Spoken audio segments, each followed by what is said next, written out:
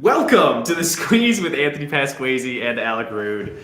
We're live streaming on YouTube every Sunday from 9 to 12 under the channel name Anthony Pasquazi. Be sure to like and subscribe if you're watching us there. Also, feel free to join the conversation through the chat function. We're going to need you this year because if you notice, we're in a little bit of a different studio. We don't have phone calls, so that's how we're going to talk to you, our very loyal listeners, through the chat function on the YouTube live stream. You can follow the show on Twitter at TheSqueeze4. You can follow Alec at AlecRude10 and myself, Anthony Pasquazi, at _Anthony Pass.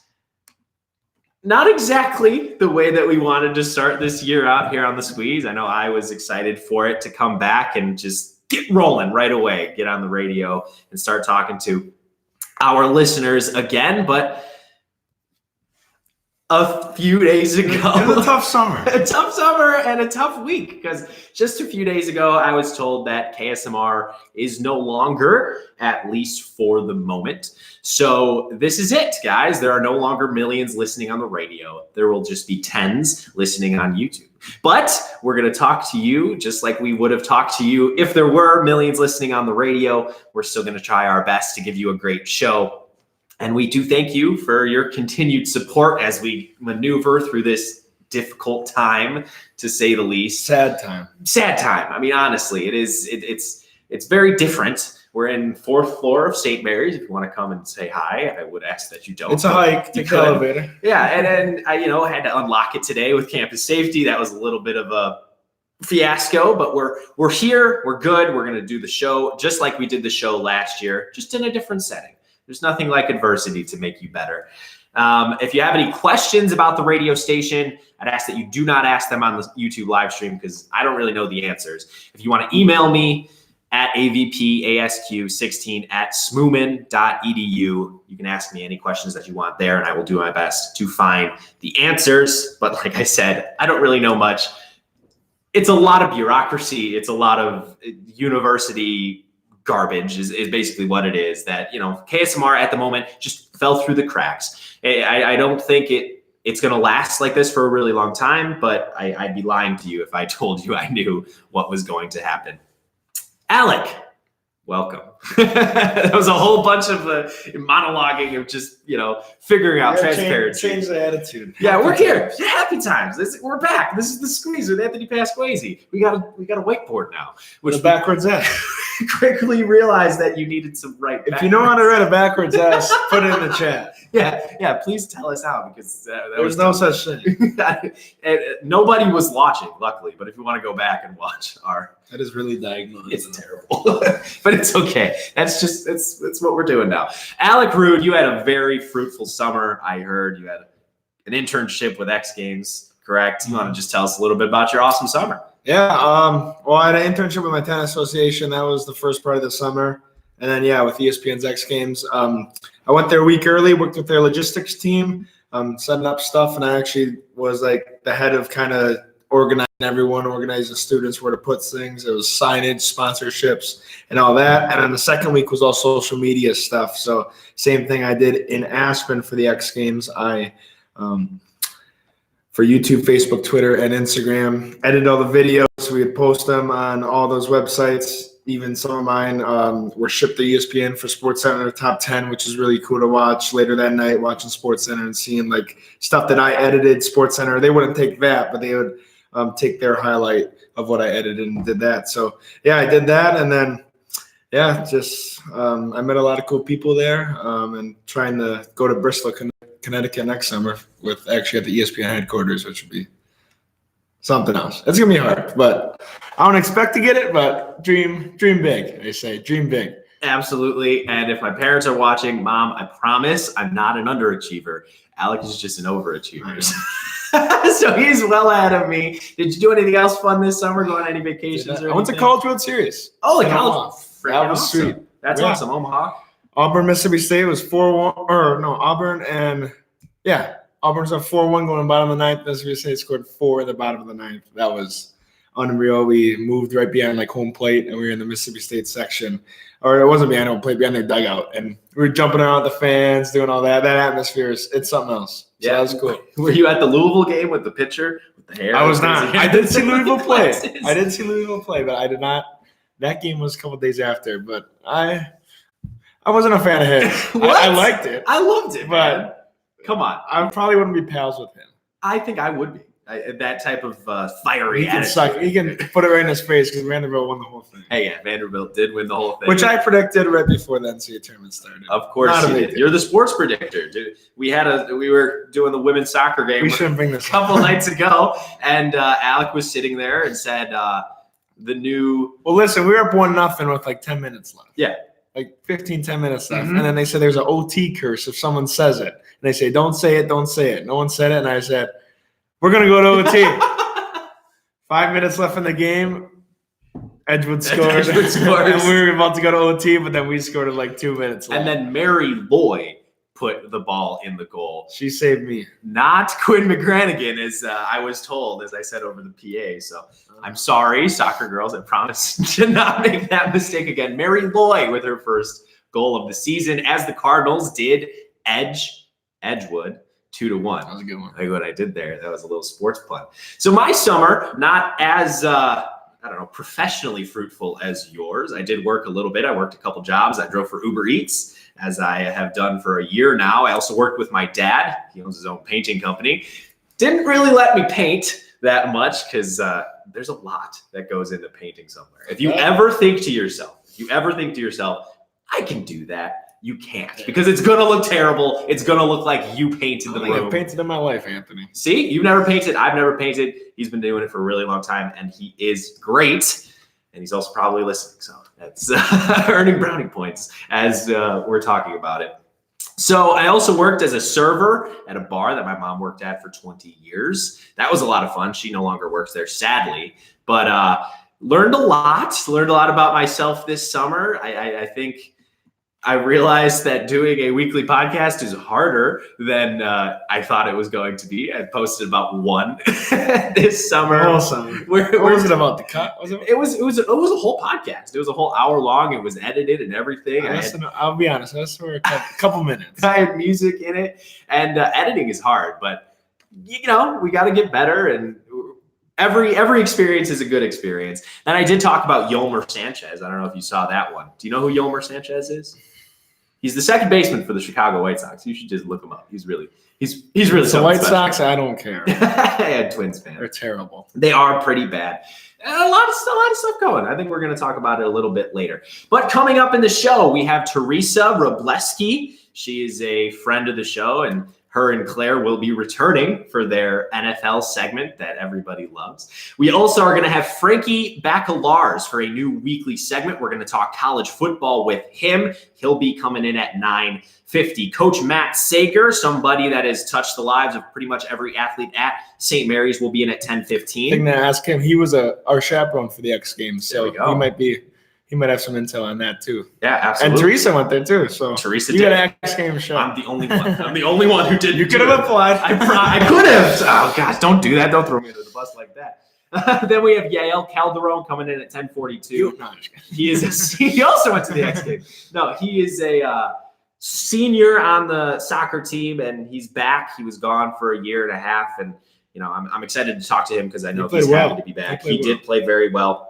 And then the starting goalie for the women's soccer team, Gabby Peterson, is coming in at 11:15 for her senior campaign. Got it off to a very nice start, only allowing one goal in that victory against the Edgewood College Eagles. A very good night for both soccer teams. What was it? Friday night? Yep, 5-0 and 2-1. 5-0 for the men over Marion and 2-1 over the Edgewood Eagles for the women. My summer, I only talk about what I did work-wise. I also went to Michigan. It's my favorite week of the year. We went to Michigan in New Buffalo area around there. You probably have never heard of it. Best burger place ever.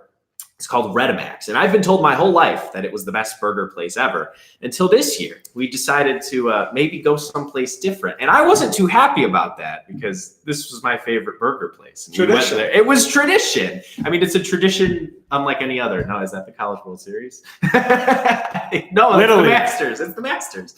A tradition unlike any other. What's Little League says something too. I don't know, but they switched it up on me, and I wasn't very happy about it because I'm set in my ways, and I'm a traditionalist. So we ended up not even going to Redemax, and the whole vacation was fun, but not as fun as it could have been. So, Mom and Dad, thanks a lot. No, I'm kidding. I'm You kidding. ruined my of course. summer. You ruined my summer. I wanted to go to Rudamax. Michigan, went to a lot of Cubs games. I don't know what my record was, but I went to over 10 Cubs games for sure. Nationals. That series, didn't go to that series, luckily. Or did I? You went to one of the I games. did. I did go to the first game out of my memory. They got blown It was out. like I think it was 9-3 or like 9-3. We left before the game was even over, and we didn't get to see any of the Cubs runs. Not great, but okay. I mean, we're back. I'm just going to be honest. Transparency is key. I live my life honestly. I try to tell everybody pretty much what I'm thinking at all times.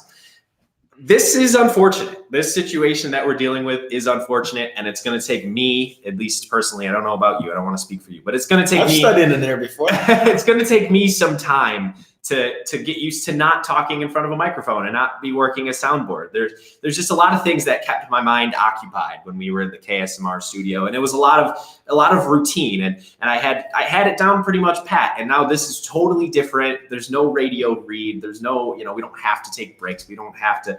It's going to be very different, and it's going to take some getting accustomed to. So bear with us. Bear with me as I do make that acclimation, and hopefully it goes as smoothly as possible. We should get calls on our own phone. I thought about it. I was going to have Dan from last year, Dan Schmolt, the Cubs blogger, who's having he had an awesome summer of growth, maybe 1,000 Twitter followers he gained. I mean, he's doing some great stuff there at Dan Schmolt, if you want to follow him on Twitter. He was going to call in, and we were going to talk Cubs for 10, 15 minutes, just like we did last year. And I told him, hey, we can't do it. We just don't have the infrastructure. But, maybe next time we could just hold up the phone to the microphone and see how the sound quality is. We'll figure that out. Something that we did before we left school last year in our last episode of The Squeeze was some fall predictions. And I went back and looked at the fall predictions because, I wanted to follow up. Men's soccer, I said that they were going to go 5-5 in conference, that they were going to make the final seed of the playoffs and then be bounced in the first round. Now, Alec, you didn't agree. You said 4-5-1 in conference, missing the playoffs, 7th or 8th place. Do you still, yes, they looked very much so. They looked incredible on Friday. They looked bigger, faster, stronger than Marion. And yes, I understand Marion is not a MIAC school. They were brutal. They were pretty bad.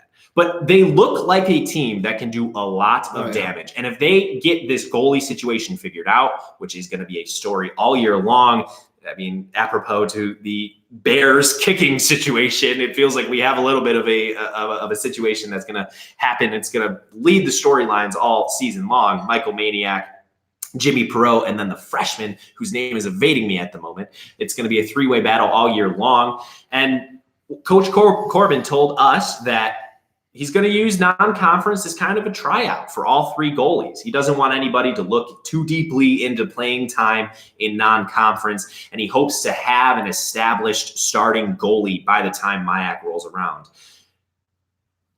You're looking at... They were ranked 9th in the preseason poll, and I think they'll just be above that, so 7th or 8th. I just... if you look at the total votes, St. Mary's at 31, the next highest is 42. That's a big jump, so...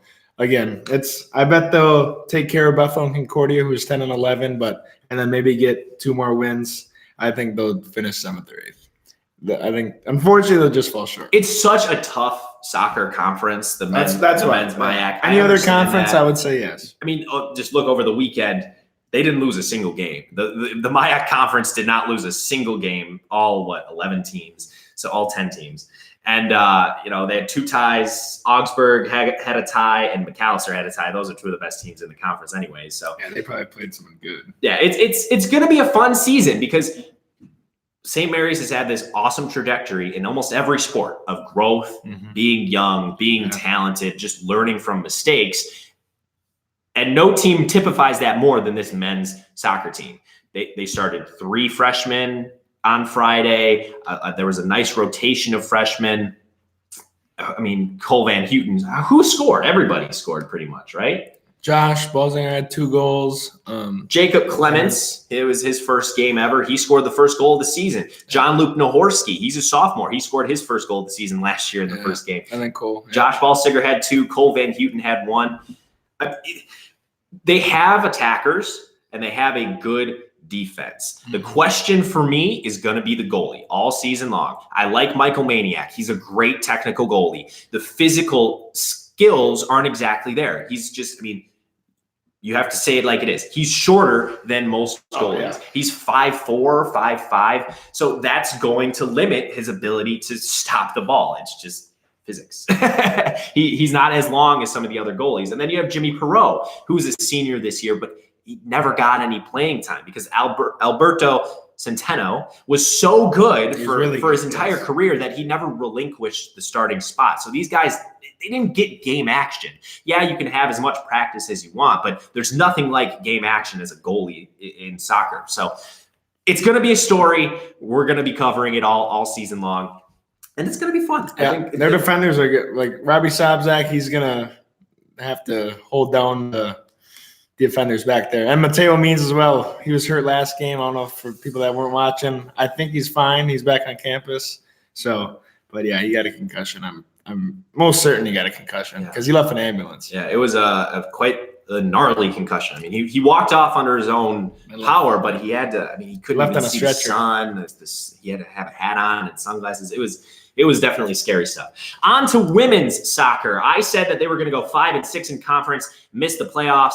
Me being the optimist that I am and watching how they played on Friday, I might even up that to 6-5, and maybe they do squeak into the playoffs. I don't know about you though, because you said they'd go 3-6-2 and they're going to miss the playoffs. Edgewood won 4 games last year overall. That's yes. I'm not trying to be a Debbie Downer, but you're just being logical. I'm being optimistic. But okay, look at it again.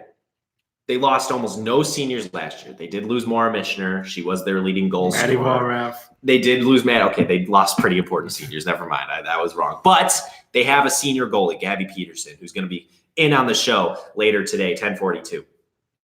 They have Cassie Arriaga, 1 year older. Mary Lloyd, 1 year older. Kendall Archer. They have this group of juniors and sophomores that is so good. They were all MIAC first years, or they were all MIAC honorable mentions. And they're 1 year older. They're 1 year better. They also have a couple transfers. And 2 of those freshmen, I forgot their names because first game, I haven't learned them yet. But Thompson, what was it? Thompson, she's the fastest person on the soccer field. Yeah, she will be really the fastest person on any soccer field until maybe we play Ashley St. Aubin and Augsburg. She was very fun to watch, and I'm expecting a lot of things from her as a midfielder for this team. And then volleyball, the sport that I probably know least about. I love it. Other than maybe tennis. I said that they were going to go 4-7 and miss the playoffs. You said that they were going to go 4-7 and miss the playoffs. Anything change? I think they could go 5-6. 5-6, maybe a little more. Yeah. I liked how they looked. Okay, you liked how they looked. They're 2-2 over their first 3-1 Sugarloaf Classic. They were beaten in straight sets in one game. They won in straight sets in one game against Luther. It can go either way. Volleyball is one of those sports. I heard Bailey Jones tell me that they have all the talent in the world, but if they don't come together as a team, they're not going to go anywhere. It's pretty much the same with any sport, but volleyball especially. You don't think that there's a lot of teamwork involved, but you have to be working as one unit. You have to have trust in all of your teammates to really be an effective team. So if that can come together and they can gel, maybe, just maybe, they can make the playoffs this year. I don't see it. I don't have a lot. They're right outside in the preseason poll. I don't have a lot of faith in them. I think of the fall sports, even golf it included, of the fall sports, I have the least amount of faith in them to make the playoffs. Golf, though, you want to talk a little bit about that? That was awesome. That was the story of the whole weekend. Bryce, I think you say his name, Galowski, he won the whole tournament, shooting a 67. Which is 5 under. They were in Superior, around the Duluth area this weekend. And St. Mary's got 2nd out of 8 teams. I think that might be one of their highest ones ever. And that was the lowest score in St. Mary's history as a golfer. So that's pretty cool. School record. Yeah. My dad's quite the golfer. I don't know if he's ever done that. 67. Did you golf at all? Did you golf at all this summer? Well, every day. Yeah? That's why I'm so bad at tennis right now. You just put on. I shot an 87 this summer. That was my best. Okay, attaboy. I constantly like 92, 93. I like to hear it. I said, if you do remember last year, I said that I wanted to get out on the golf course and go golfing a little bit to try to learn it. I didn't. I didn't go golfing, but I did go to the driving range maybe twice, and I finally learned. My dad was there, and he taught me. I finally learned how to get the ball off the ground and send it like 100 yards. That's not too good, Anthony. Hey, don't give me a break, okay? I got a $700 membership this summer, so I had to play golf a lot. Yeah, it was not pretty. We're not on the same level, but we should go golfing and make show content out of it because hashtag content, that would be pretty. We might have to go to the beginner course in town for you. the beginner course. Well, that's what I am. I am a beginner. If you don't know, we are rooming together in the new. It's been terrible. It's been pretty brutal, if you ask me. This kid is loud. He's smelly. He never goes to sleep. He plays his music way too loud. I don't play music. But honestly, okay, this is something, and we can have this conversation now. We can have a lot more conversations now that we're not on the radio. We're only on YouTube. The first day or the second day, the bathroom was taken up, and I had to go number one. So what did I do? I turned the water on, and I went in the shower. Weird. These two weirdos from Minnesota, for some reason, think that's just the weirdest thing in the world, and that they have never done it before. They're lying. I've first done of it all. before. Okay, well, I never said I did.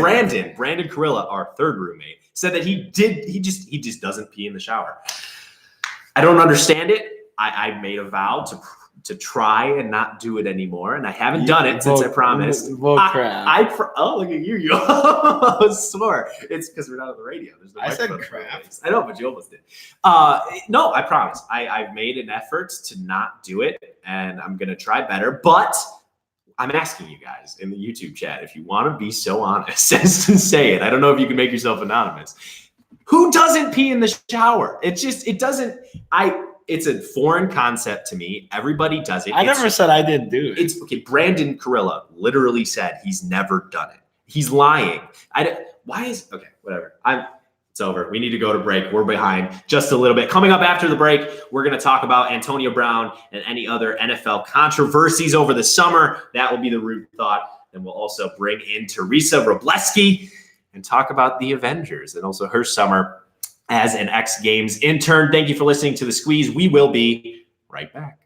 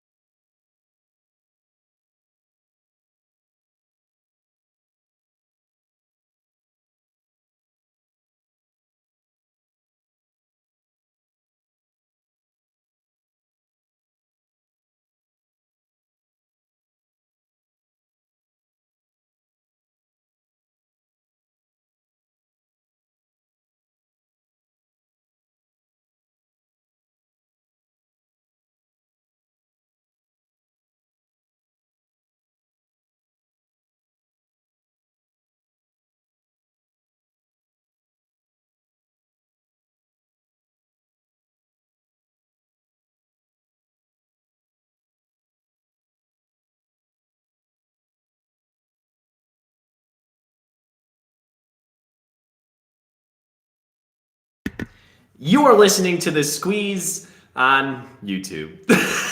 And that's it. We are in the fourth floor of St. Mary's. You're listening to The Squeeze with Anthony Pasquesi and Alec Rude. Gosh, that feels so bad. That sounds better. I've memorized that for 2 years, and now I can't say it anymore. But hey, we are in our new studio. I'm trying to think of the phone number. Oof.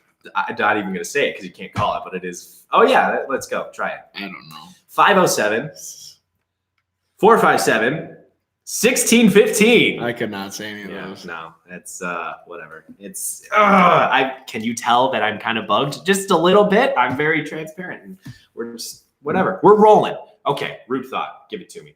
Yeah, so this summer, again, the NFL was all around Zeke, Gordon, and also Antonio Brown. Antonio Brown helmet.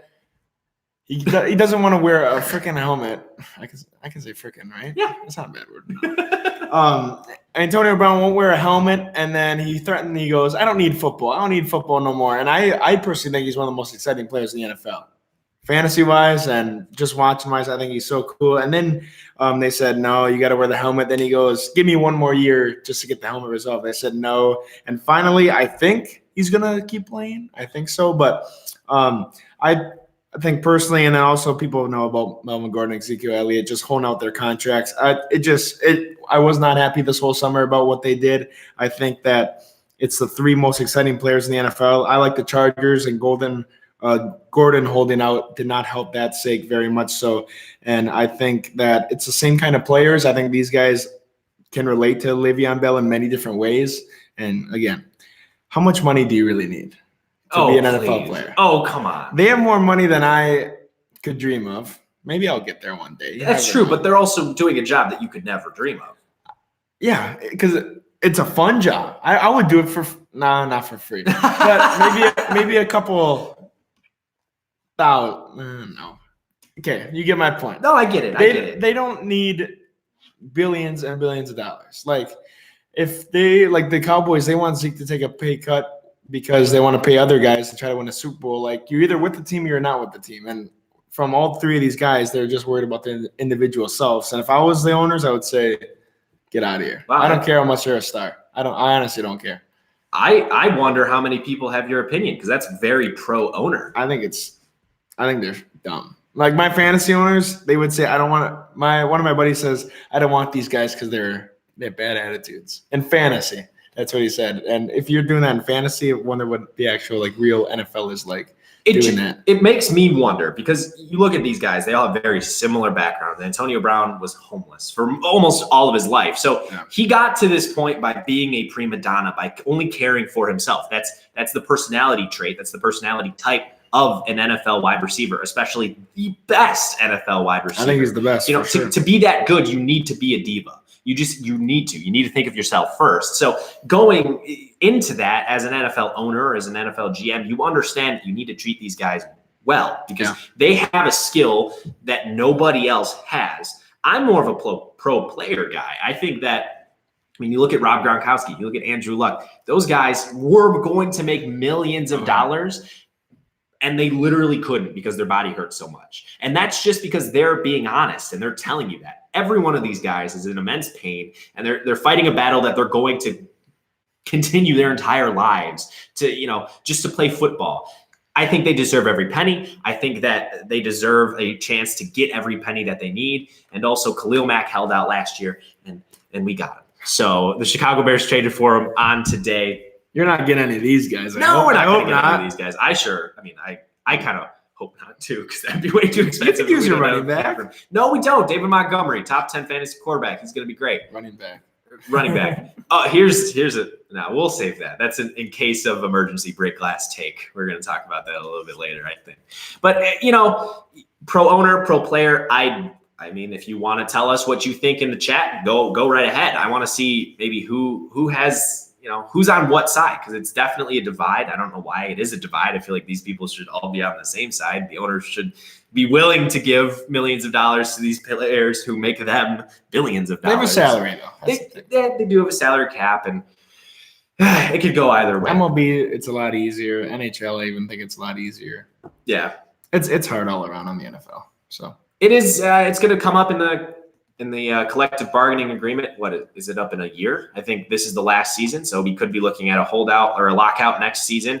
Hopefully not, but at the rate things are going with all these players holding out on a yearly basis. Season starts on Thursday, so they better kick it in gear. Speaking of the season starting on Thursday, we have Teresa of Claire and Teresa Robleski. Come on over, sit down. The season starts on Thursday. That was a segue. A segue being we won't be in studio before the first game of the NFL season, which is the Chicago Bears and the Green Bay Packers. So, Teresa of Claire and Teresa, I know you're going to be making this decision on your own without Claire, but who do we got? Do we have the Bears or the Packers? Who are you picking? Oh my goodness. I just put you right on the spot. I know normally you research, but it's been a while since I've had to decide. I'm gonna pick the Bears. The Bears. See, No. she's right. No, she's right. That's a good pick. The Bears on the road last year. I mean, what's your reasoning? I don't want to give you your reasoning. What's your reasoning for the Bears over the Packers? I decided that the Bears were better. Okay, I like that decision. Yep. Teresa Robleski, I've known you for 2 years. Finally figured out how to say your name yesterday. Yes, you did. Good job. So Very thanks proud of for you. that. Yeah, I still say your name wrong. it does. It's okay. But you also had a very fun summer. You interned at a couple of places. You want to tell us about that? Yes. Well, I'll get through the non-exciting one for all you sports fans. I was a graphic design intern at a marketing company for the summer. So that was good for me. And then I also interned at the X Games, which was a fun, exciting adventure because I'm such a sports fanatic. And to make it even better, I got to work with the Wild the whole time. So in case you people out there don't know what the Wild are, it's a hockey team.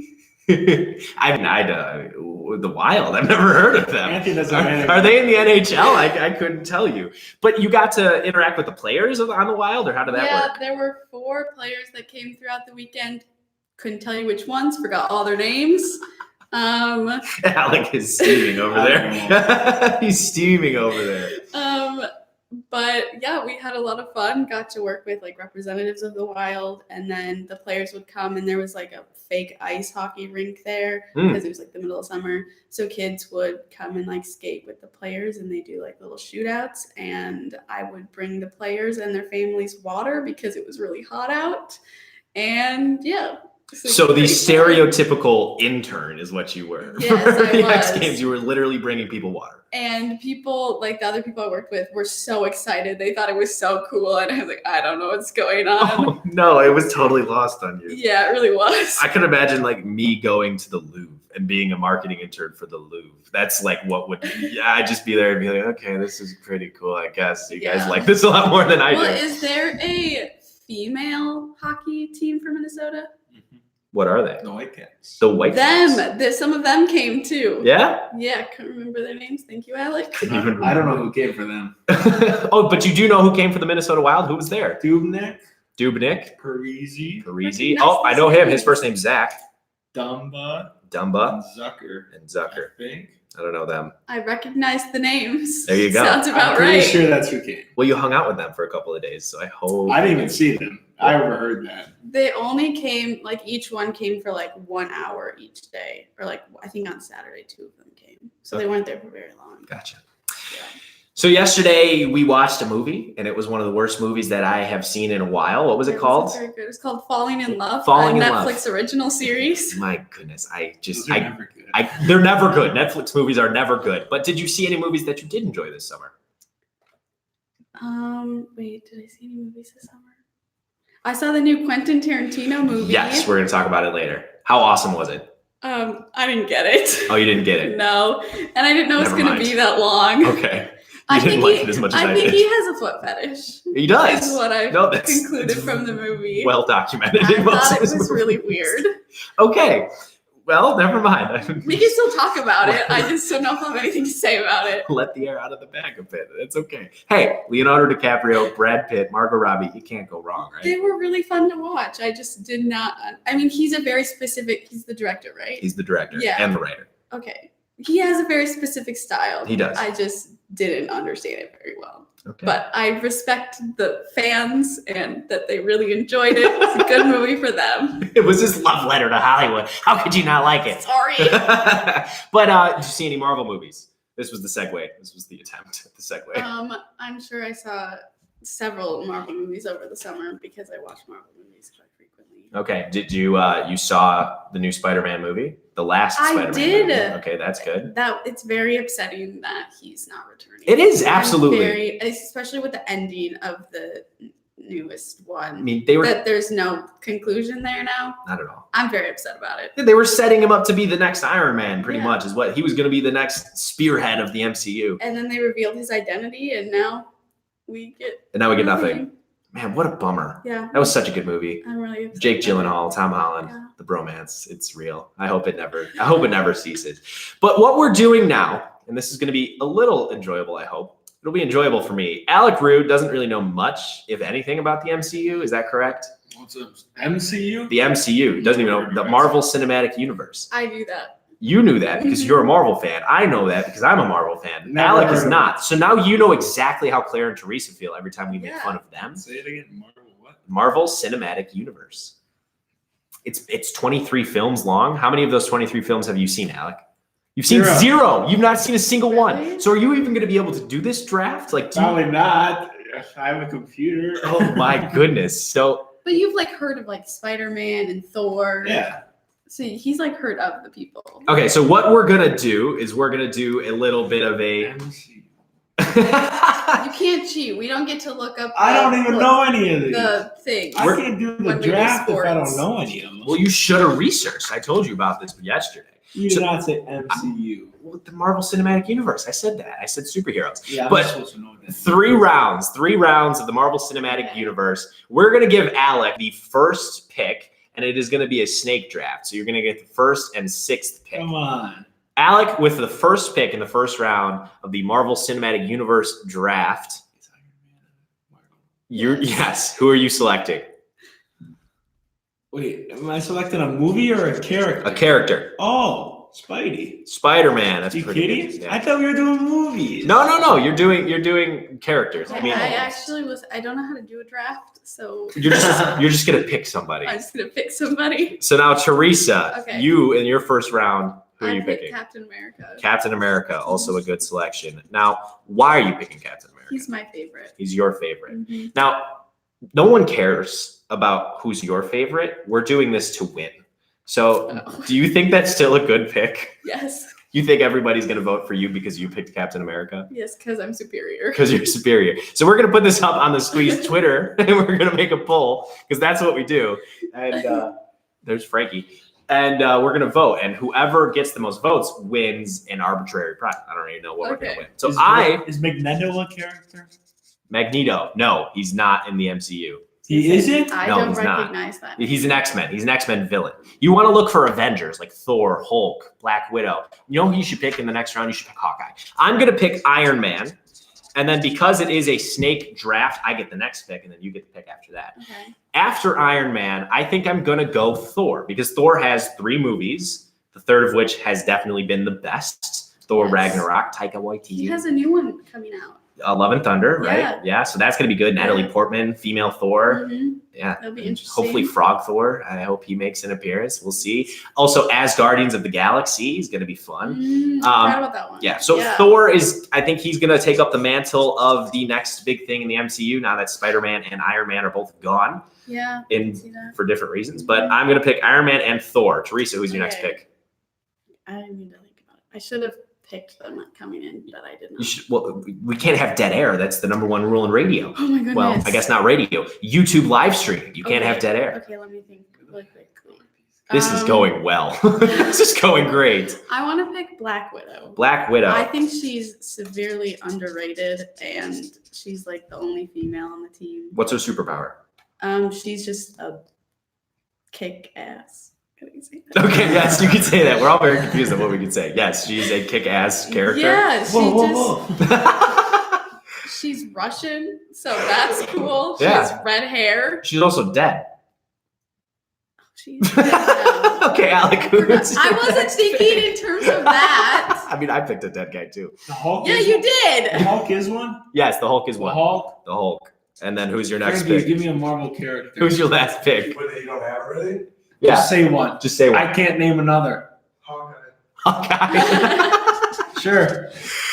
Hawkeye. I So love him, but he's not gonna win. you're not going to anything. win. You're going to lose. So Alec has Spider-Man, the Why'd Hulk, you say Hawkeye? and Hawkeye. Hawkeye. I was trying to think of an obscure one. Okay, who's your last pick? My last pick is Scarlet Witch. Scarlet Witch. Wow, you got the strong, independent women. Yeah, but she actually has like a very cool superpower and can defeat a lot of things with her. Probably could have kicked Thanos' butt. I Yeah. don't see these. She was on the verge of kicking Yeah, she Thanos' butt, was. right? Yeah, she Yeah. was going to kill him in Endgame. Yeah. And then with the final pick in the Marvel Cinematic Universe draft, I am going to pick. There's not that many left. No. There really aren't that many left. This is tough. Well, That makes there's me feel better. Black Panther. Black cool. Panther. Yeah, I guess. I don't really want to be Um, pigeonholed with Black Panther. What's the Who's Wanda? Captain Marvel? I don't like Captain Marvel either. However, This is going I don't know if nowhere. I'm be helping you. How about who's She-Hulk? She-Hulk. I'm going to pick She-Hulk. That's not even out yet. You can't pick a character that doesn't exist. Oh, wait. Rocket Raccoon. There we go. Like, why are you picking him? Because everybody likes Bradley Cooper, so I'm going to get all. Wait, Bradley Cooper voices him? Bradley Cooper voices him. You didn't know that? That's, yeah, he does. Teresa Robleski, thank you so much for sitting in with us today. I know this is riveting. Hey, it was. And this is Good. just a preview of what's going to be happening every single week with you and Claire. It'll be more exciting when Claire's here. What, that wasn't exciting to We you? really get no, it was. That was pretty exciting to me. But Claire and I really can get going. You can Yeah. get very going and very loud. And Yeah. anytime you're in my room, I'm worried I'm going to get a noise complaint. We But won't get a noise complaint. I might. You never know. It's okay. Teresa, get on out of here. All Thank you right, so much see for you sitting later. there. We'll see you next week. Only Alec. my voice though, right? Only your voice. Well, I mean, no, your face is there too. Okay, so before we do talk to Frankie Bacalars about college football, something bad happened. Something really bad happened, and it almost made me cry. Anthony peed in the shower. I don't do that anymore, Alec. I don't do that anymore. Caden Freetley. Just say, I did it yesterday. Don't tell him. Don't You tell did do it yesterday. Don't tell him. Okay, well, you just said it on record. So Bailey Jones said Falcon. Oh, Falcon. I do like Falcon. Bailey, thanks for listening. That's awesome. I'm so happy that you're tuning in. But Caden Freetley, all MIAC first team last year in his first year. He averaged 10 points a game. He averaged 5 rebounds a game, 3 assists, 28 minutes. I mean, this guy was going to be the next guy. It was going to be Eli Cave, Caden Freetley, Jacob Bailey. I mean, these were going to be the big 3 to really carry this team into the playoffs. Caden Freetley walks into my international business environment class with a bandage over his knee and a freshly repaired ACL. So he will be out all season long. There are hopes that he might return February, maybe late January. Makes a remarkable comeback in the MIAC championship. Maybe like Kyle Schwarber in the World Series. But I mean, we saw it with Eli Cave. His was a little bit more catastrophic. He had the ACL, the MCL. I mean, basically his whole knee was torn up, but he was out for an entire season, missed an entire year of training and everything. It'll be tough to fill Caden Freetley's shoes. He's 6'6". He can shoot from 3. He's a great defender. He's an awesome ball handler. He does a lot for the team, and it's going to be sad to not see him on the court. Mm-hmm. They're going to need somebody to step up. They got a lot of freshman point guards, and they're going to get Jacob Bailey back. They're going to get Kareem back as well. It's going to be a fun season. I'm still looking at the playoffs. Coach Fano would like me to damper those expectations just a bit, but I think the playoffs are in store for this St. Mary's basketball team. Still a bummer to see a player that's so tough young for us. and so good to just tear We got his ACL Eli, like though. that. We do have Eli. All we need is Eli. You know the craziest thing about the knee injury? Apparently, it happened on the same court in the same tournament as Eli Cave's injury. Really? 2 years ago. That's not good. Yeah, so I think we need to keep St. Mary's athletes off of that court, and I think we need to keep St. Mary's athletes out of that It's a freaking curse. tournament. It is a curse. We need to just not let them play anymore. That's interesting. Actually, here's a question for you. NFL teams no longer, I mean, the good ones, like the Bears and the Rams, no longer play their starters in preseason. Now, So smart. teams like the Vikings, for some reason, have Kirk Cousins out there for quarters. And Delvin Cook, who tore his ACL. And Delvin Cook. So, I mean, you look at it, Is this the smart idea? Is preseason even necessary at all anymore? I'd say 2 games. Shorten it to 2 games. Okay, 2 games. And then would you like to see 2 more games in the regular season or just 16 games, 2 preseason 16 games? Okay. I mean, the amount of you can't ever get tired of football. No. But more than 16 weeks or 17 weeks, people could be catastrophic. or like ordinary fans could get a little tired of it. Yeah, maybe. And you want playoffs to come. Like you do. A team's 1-15. I don't want to see them for 2 more weeks. Get to the good teams. But what if there's a team that's 15-1? You definitely want to see them for 2 more years. No. Then I want to see how they do in the playoffs. Okay. I don't want to give them even more time to get a player injured. Or Tom Brady's 15-1. What if he gets injured? Yeah, no, that's a good point. The extra 2 games. Yeah, absolutely. Why lengthen it? Okay, I mean, you have to look at it. Owners, they lose a lot of revenue if you take away those 2 preseason games, and owners don't like losing revenue, as we talked about. I don't watch preseason football. I watch the first quarter of some games to see the starters. I watched the first preseason game. I recorded it on my cable box, so I needed to watch it just to, make recording it. I would rather watch ESPN 8 The Ocho than watch it. Hey, the Ocho made a comeback this summer. Yeah, watch it the whole day. Of course he did. We're going to come back after the break with Frankie Baccalars. We're going to talk about college football. Very fun day. I mean, fun. Can you call it fun? Fun because it's back. The games weren't exactly great. Auburn, Oregon was awesome. We'll talk about that. We'll also talk about this upcoming week. We got 2 more games. I think Ohio State and Houston play. Houston and Oklahoma play, and then Notre Dame plays Louisville on Monday. So we do have 2 more games to talk about upcoming, and maybe some wide casting predictions from Frankie Baccalars, who will be our college football expert every week here on the Squeeze. I have a whole blog coming out of college football, so with Anthony I want Pasquesi to discuss and Alec Rude. We'll be right back with Frankie Baccalars.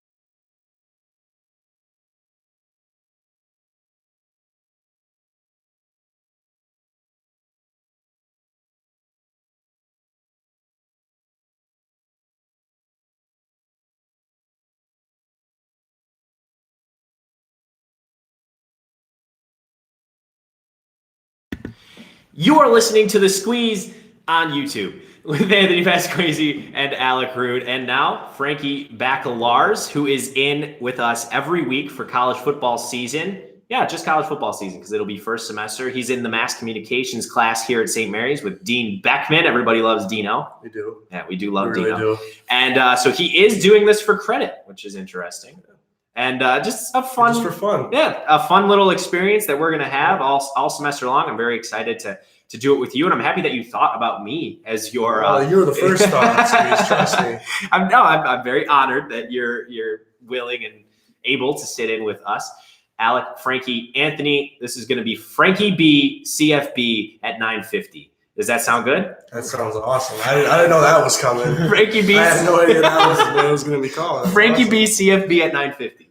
It's a good segment name. We should get a logo made up and everything. Teresa Robleski. Actually, for those of you who don't know, Teresa Robleski is the author or the creator of the Squeeze logo, which is now kind of wrong because it's not on KSMR radio anymore. But we're okay. It's a great logo. It's iconic.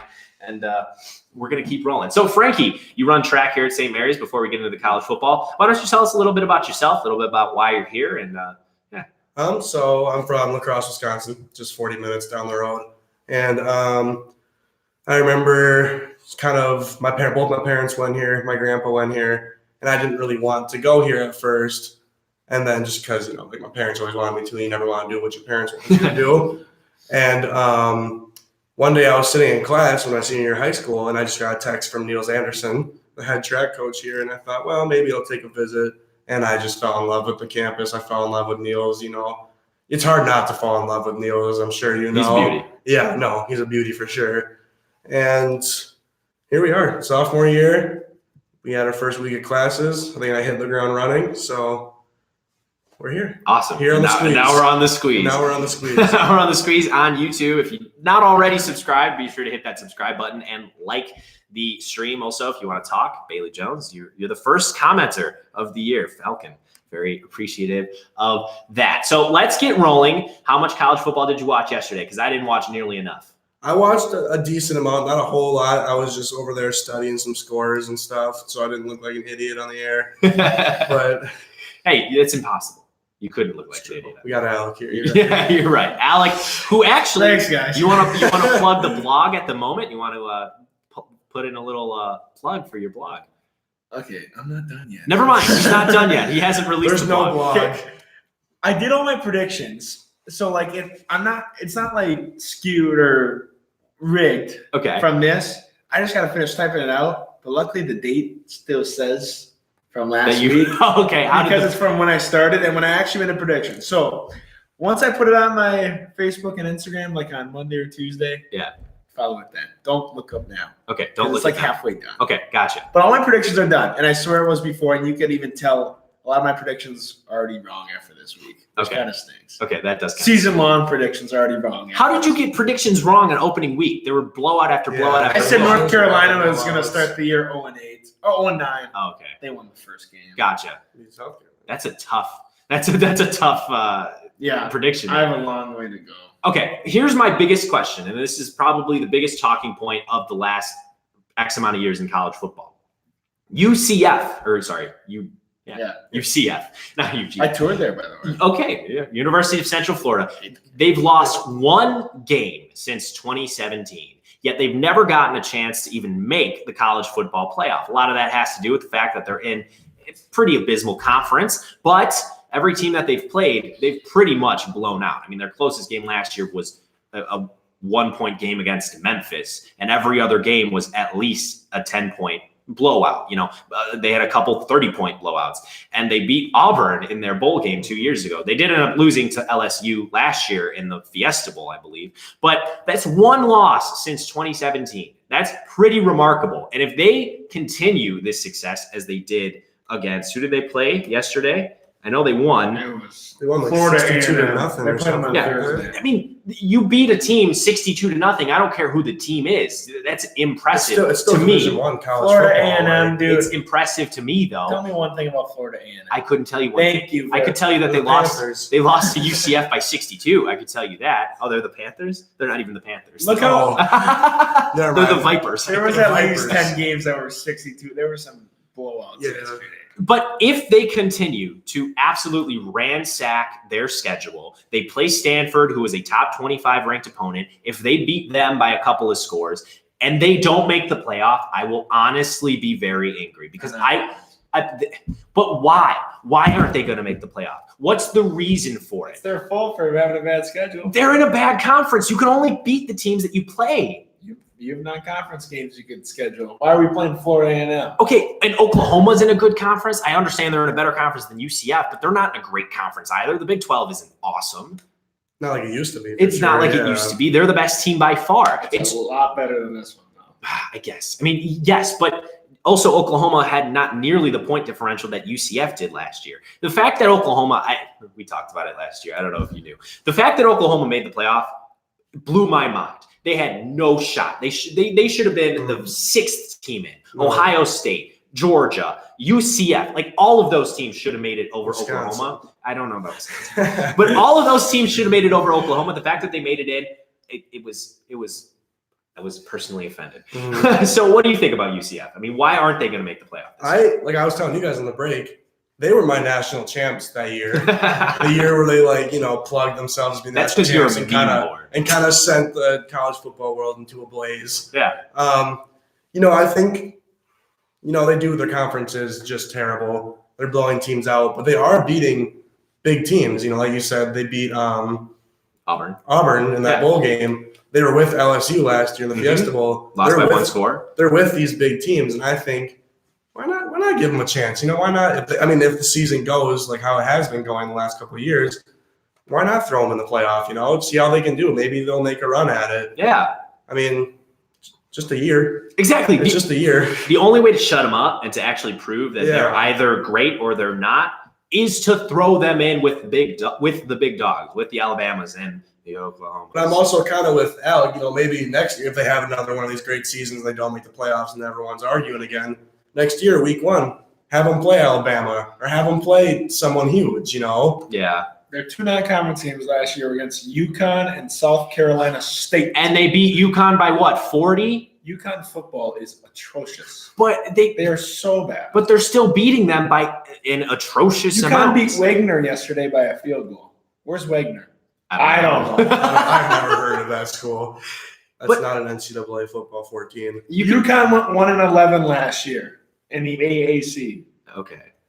Maybe. Only win versus Rhode Island by a touchdown where they gave up 49 points. Oh, brother. Wasn't Rhode Island ranked last year? No. No, Rhode Island wasn't ranked. They lost I to don't Boise think so. State 62-7. Okay. Maybe I might be wrong. But at the end of the season, if they are undefeated, I think that they deserve every opportunity. They to never make the started college out football ranked this playoff. high. They ranked Yeah, 17. I think so too. I'm with Squeeze on that one. Okay, thank you. They won't. Even if they go undefeated, they're not going to. Even if they beat Stanford by 14 points, No. Stanford's ranked. They won yesterday. 25. I don't care. They're ranked. They beat Notre Dame. Northwestern. I'm Who's just not? saying. Not ranked. They're not ranked, and now they suck. But Big Ten West I'll throw champs. as much money as you want. Big Ten West champs, baby. Go Cats. Wisconsin's Go Wisconsin's Wildcats. going to win. Northwestern. I'm with Alec on that one. Ah. Jonathan Taylor, when we get Graham Mertz Yeah. in the mix. That's my bold prediction. Graham Mertz in Week the 3 mix. versus Michigan, Graham Mertz will come in at halftime, and they'll come back. And in just- Michigan. Blaze them. Just set them on fire. The freshman. I don't know. Northwestern's my team. They're going absolutely all the way this year. I'm just kidding. They're not going to do Whoa. that. That's bold. Okay, so if you had to pick a favorite team, all 3 of you, or all 2 of you, I'm the 3rd one. Alec, who would you pick? Who's your favorite team in college football this year? Clemson. Clemson. Yeah, I They've do know always that. been my favorite. Trevor Lawrence. Threw 3 picks, Trevor you said, Lawrence. right? 2. Okay, how did he look, honestly, from a Clemson fan's perspective? The second pick was just at the end of halftime, just trying to throw it up. Oh, okay. Not that big of a deal. So, They look just fine. Yeah. Who's your team? Now, I'm not saying the team that you think is going to win. I'm just saying your favorite team that you would like to win. That's both. Still Clemson. I think I'm with Clemson on that. Trevor Lawrence is just a beauty. Yeah. But Wisconsin, man. Wisconsin. And that's not, I don't think that's much of a hot take. They're going to be really good this I year. think they're going undefeated into the Big Ten title game. Jonathan Taylor, like we were talking about, getting Graham Mertz, Cephas, got in a little bit of trouble. We know that, but he is a good player. I think Wisconsin's going to be in the Big Ten championship game. I think usually last year, the year before, there was a big hoopla about them not making the playoff. But I think if the season goes how I think it might, they have a good shot at it. They are at Getting Ohio in the State. playoff. I think they'll lose that one and then lose Ohio State again in the final. But they're at Ohio State. Minnesota's on the come up too, and I think the Axe game is going to be tougher than usual Don't because talk with me about Minnesota. Oh, they're atrocious. Minnesota football is They very almost bad. lost to the Jackrabbits this weekend. Jackrabbits, who South Dakota State, the Jackrabbits. They beat them by that's an 7. FCS team, isn't it? Yeah, they're Yeah. really good. Not good at all. My team is the Notre Dame Fighting Irish. They smoked last year on my way to North Park University to watch our boys in red and blue play basketball last year. That was not fun in the college football playoff. Clemson buried them. Yeah, they did. It was not fun. I mean, what was it? 21-0 by the end of the first? It was bad. I mean, it was worse than the Alabama Notre Dame nothing by the end of the first. Then the Alabama Notre Dame national championship game of 2013 shaved my head because I bet on Notre Dame last time I bet on Notre Dame. Manti Te'o's girlfriend. Manti was in the Te'o's fake crowd. girlfriend. Oh Was my in the goodness! crowd. I have his jersey. I was listening to the radio 670 The Score in Chicago, and somebody came on and said that the only other time in which they were covering a sporting event where there was more confusion and just like uproar than the Andrew Luck situation was the Manti Te'o fake girlfriend story, in which you just couldn't believe it because it came out of nowhere. It was okay. First of all, can we just take a step back to realize, like, why were we talking about Manti Te'o's girlfriend to begin with? Like, what was the point of talking about his girlfriend to begin It with? was a cool story. Because she funny. was sick, right? Is that Yeah, what? she was dying of cancer. Okay, she was dying of cancer, Then but she did die. And then she was fake. she was fake the whole time. So my question was, this Yeah. is a college kid. He's a football player. What does his girlfriend have anything to do with anything? And then the fact that she wasn't real just kind of put the cherry. It's 'cause Well, he it was was just it was just the nail in the coffin for him.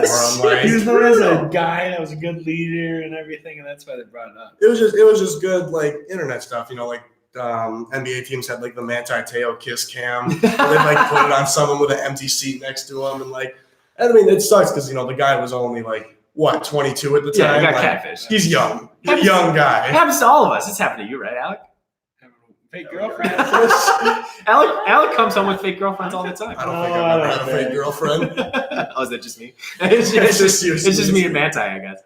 But hey, Manti Te'o, Charger. Is he still in the league? Saints. Oh, he's a Saint I now? think. Okay, maybe. That was my team. I have his Chargers jersey. Yeah, Notre Boy, Dame that is- Notre Dame team. I was do my like team. Notre Dame. Yeah, absolutely. Oh, he's a free agent. No one's signed him. Hey, Bears. Okay, here's a question. Have you watched Last Chance U? I have. I've seen all of it. Yeah, Isn't it great? It's just an awesome show, Yeah. isn't it? I love it. Have you seen Last Chance U on Netflix? You should watch it. It's great because Netflix? yeah, it's It's a basically Netflix original. Yeah, it's Hard Knocks, but for these little junior college football teams that Alright. you've absolutely never heard of. And Mhm. they're very interesting stories about the players and about the Mhm. coaches. And I've never been involved in a team sport, and you played football in high school, did, correct? yeah. You played football. Hockey. You played hockey. So I've literally never been on a team sport. I've only run track. There's no winning or losing in track. It's just personal success or Mhm, yeah. failure. So I think that the locker room is this enigma. It's just an enigma to me that I don't understand. I don't understand locker room chemistry. Best place on earth. I don't get it. So to see this most recent season of Mhm. Last Chance U with Independence, Kansas, yeah, I mean, they got absolutely managed. yeah. And they were supposed to their win the games. national championship. And Yeah. then they went 2-8 or Yeah, something like they that. just kept losing and losing and losing and losing, and they lost those first 3 in a row. And I mean, what do you say as a coach? How do you go in and tell your players to keep working hard? And it's something that I thought about this year. I Mhm. mean, watching a Major League Baseball, how do you keep these guys committed if you're on the Tigers and Mhm. you've won 30 games, you've lost 90? Like, how do you keep these guys committed? It's something that coaching is definitely a hard job. Yeah, I mean, I think Jason Brown, the head coach of Independence, Kansas, who's now fired. But anyway, I think his situation is different because his players were a lot of guys who kind of were brought up their whole life to quit. Like they were never supposed to be there. They already had troubles at D1 level. So I think he had to take like a different approach than like my high school football coach would have, just because it's a different crowd. Yeah. But I think just watching the show and seeing the locker room, all the guys were just so close. They were so tight. They all were just best friends. Mhm. And I think just kind of coming in and reminding them, like, you're not doing this for the wins. You're doing this for everyone with Yeah. you. You're doing this for your best friends. And that's kind of like my high school football coach would tell us, because we were really good until my senior year. We were under 500. Mhm. And just kind of our coach would say, you're doing it for the guy next to you, and you just got to do it for the guy next to you and everyone else, even the guys who aren't playing, the sophomores, the freshmen, and that's kind of what you got to do. Okay, well, that was Frankie Bacalars. Yeah. What, Frankie B, CFB at 9:50. Awesome. See you next week. See you next week. We'll be right back. Coming up after the break, what are we going to talk about? Matt Sager's coming up soon. We're going to talk about that Andrew Luck story that, shocked the entire NFL landscape. We're also going to talk about maybe a little bit of tennis over there, Alec. I learned. You don't know anything. I learned a lot about tennis because I'm rooming with a couple of tennis players. So thanks, Frankie. We'll talk to you next week, and we'll be right back to talk about Andrew Luck. Thanks for listening.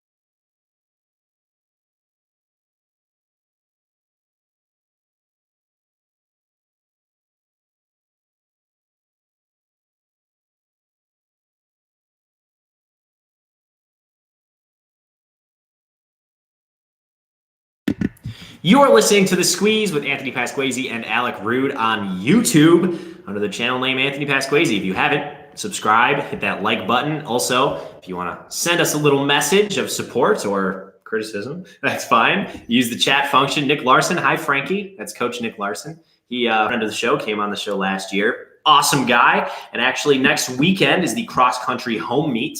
So if you want to support your fellow Cardinals, that will be next weekend. And also, How do you watch a home meet? I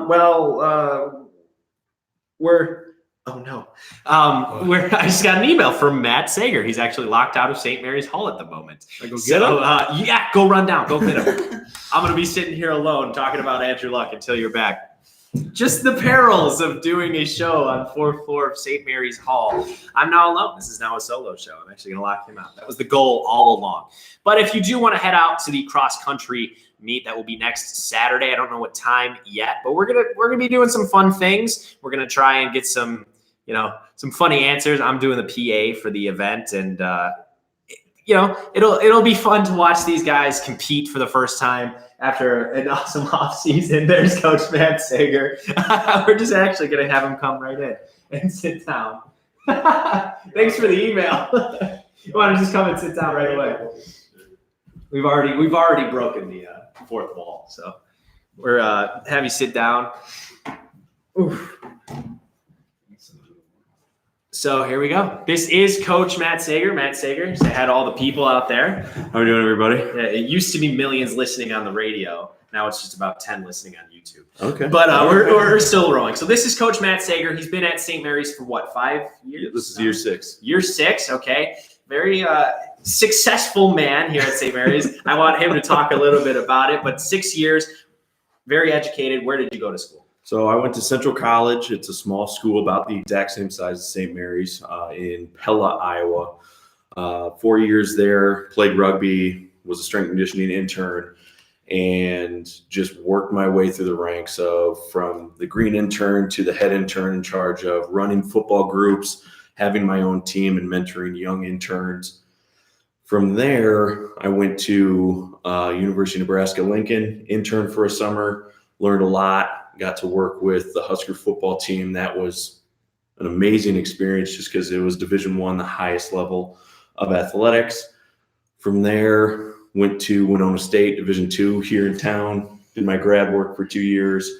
I was in charge of, 4 teams, assisting with everybody else. And then I also developed and ran the intern curriculum there as well, which was a blast and something that I'm trying to do here as well.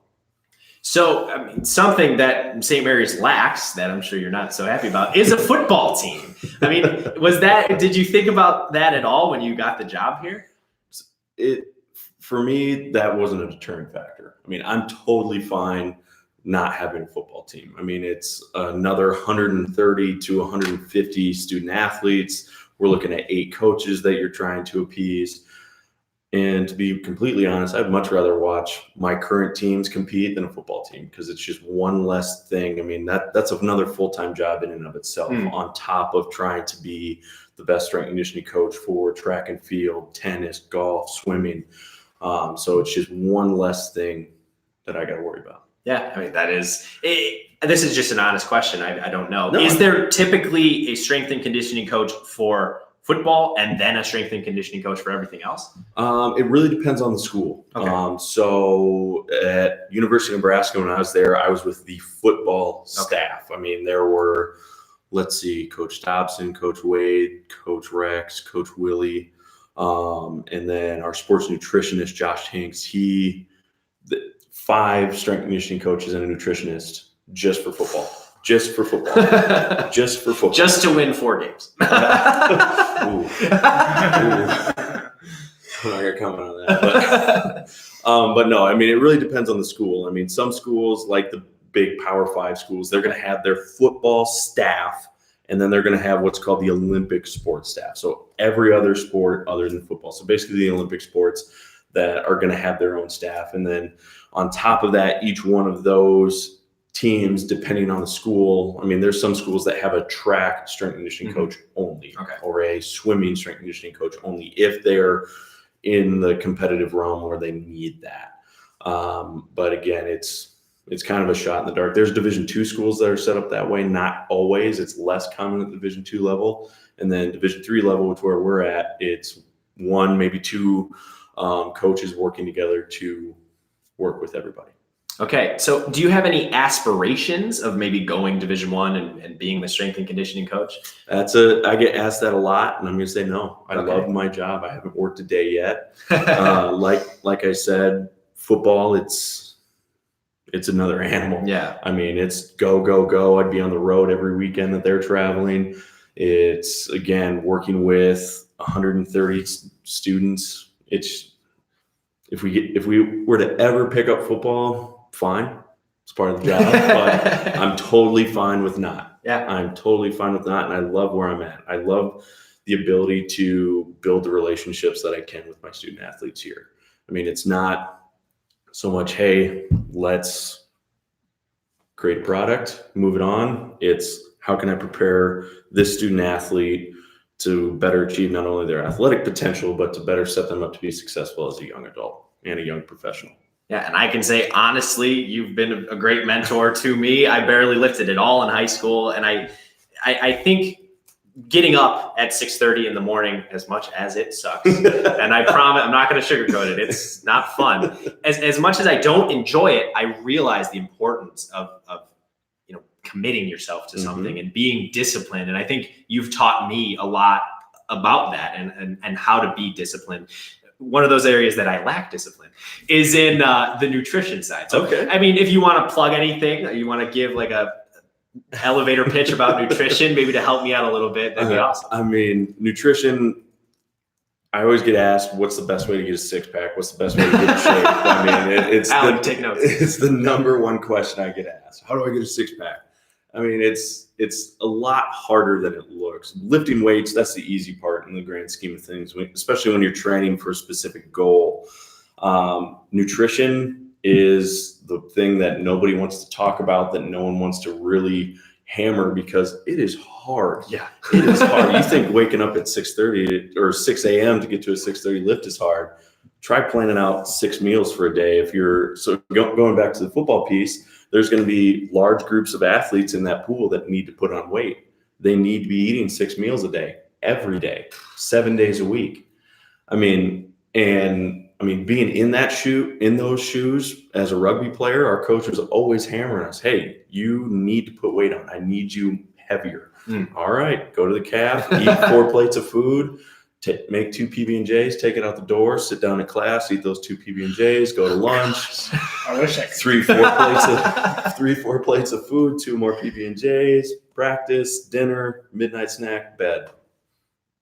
You're planning your life around food, basically. Literally, I mean, it is so hard. And depending on your goals, I mean, you can go down a very dark, deep labyrinth of a rabbit hole into nutrition. I mean, gaining weight's simple. I mean, I shouldn't say it's simple. It's a very difficult process, but in the grand scheme of things, it's simple. I mean, you have athletes, let's take wrestling, for example, who have to make weight and be in that certain weight class. I mean, it's one of those things where you could flirt the edge of absolute champion to absolute catastrophe, whether it's deficiencies, dehydration, malnutrition, any number of other things that could really kind of flare up. So, I mean, it's a razor blade's edge that you're walking, but if you have someone who knows what they're talking about and can help you through that, I mean, it's a little bit easier.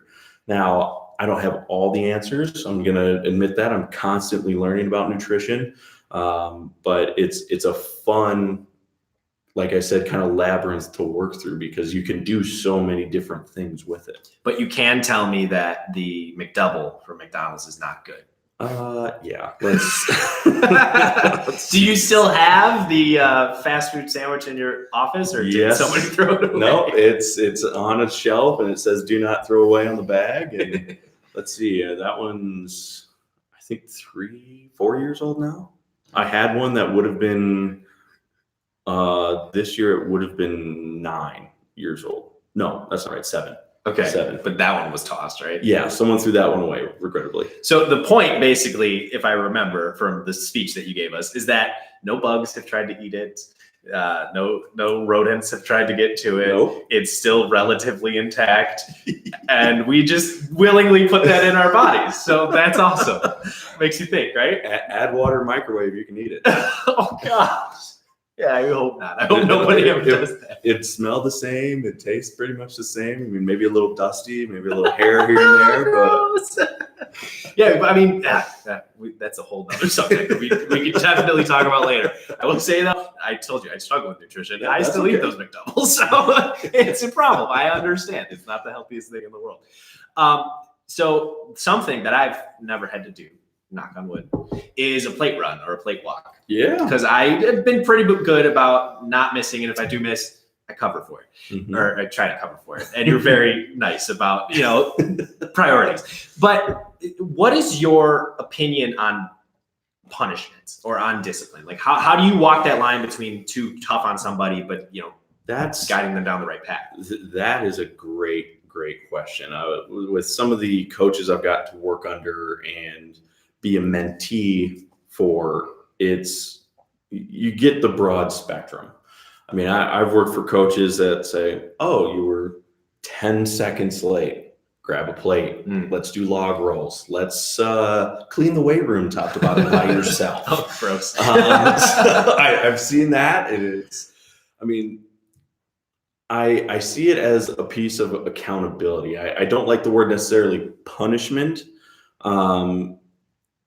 I see it more as being accountable. Now, with that being said, rules have changed. NCAA has, I don't want to say, well, they did kind of ban the punishment label, or kind of corporal punishment for a team, if you will. And their logic is completely sound. I mean, since now the statistic is off because things have happened and times have changed, but last I read, from 2010 to I believe it was 2016, upwards of 100 student athletes have died under the direct supervision of a strength and conditioning coach. Wow. So that's something that I do not take lightly. I mean, that is, in my eyes, the ultimate sin as a strength and conditioning coach. If you push someone to the point where they are into cardiac arrest, dying, you're not doing your job. Your sole purpose is the improvement of the student athlete, of the person, not win at all costs. Nothing else matters. I mean, that is not my train of thought. Mine, like you said, you put it nicely, is working on that discipline, being self-disciplined. And I'm going to quote Jocko here. Jocko Willink, listen to his podcast if you haven't, has a lot of great stuff. But he always quotes discipline equals freedom. If you want to do something, you have to have the discipline to do it over and over and over and repeatedly to get to whatever that end goal is. So waking up at 6:15 to go to a 6:30 lift, it's hard. It's very difficult, but you do it over and over, it becomes a little bit easier and a little bit easier. And then you might start waking up at 6 to give yourself a little more time to get ready for the day. So it's, again, punishment, not the right type of word, but working on that accountability piece, that discipline piece, like you mentioned, is what I'm after. And it's more so, hey, you don't want to do the easy stuff. Okay, let's do something harder to make sure it sinks in. What's the least favorite part of your job? Ooh, least favorite part of my job. It's probably going to be hard because he loves his job so much. Yeah. Yeah. I mean, being that kind of authoritarian, that kind of guy that has to come in, kick doors down if I need to, and be like, hey, what the heck's going on? Why aren't you doing this? Why aren't you doing that? I don't like being that. I mean, for lack of a better term, I don't like being the asshole. Sorry if I can't swear. Not on the radio. Here we can, though. Oh, okay. We're good. All right. Not something I like throwing around lightly, but I don't like being that guy. I would much rather be sitting down in this scenario, just talking shop and talking about any number of things. But I mean, I got to do my job, and sometimes I got to put the big boy pants on and kick doors down. And if worst case scenario, individual wants to be an individual, well, I'll let the team suffer for that individual. I mean, it's not fun, but gets the point across and normally fixes itself pretty quickly. So I would not be doing my job if I didn't ask a follow-up. Yep. What is, I mean, probably you don't have to use names, and you don't even have to answer if you don't want to, but what's the worst situation that you've been in that exact scenario? Yeah. So had an athlete who was supposed to be doing whatever rehab they're supposed to be doing. They decided to try and think that the support staff, which is Jill, or athletic training staff, coaches, and myself, don't communicate, even though it's 21st century and cell phones, emails, texts, Snapchat, whatever other media. They thought we didn't communicate. So they decided to tell some people one thing, tell me another, and naturally I found out. So it was time to pay the piper, and they got to watch their team do a lot of not fun things. Oh, wow. And at the end of the day, I mean, they looked at me and, is it your job to make my team hate me? It's like, no, you did that yourself by trying to cheat the system and lie, and especially lie to me. I mean, that's one thing that, I mean, everybody's parents teaches them from a very young age, but I mean, I don't know if it was my dad and mom just scaring the living Jesus out of me as a kid. But that's one thing I do not tolerate. I mean, it's do your job. Yeah. Do your job. And if you can't do it, own it.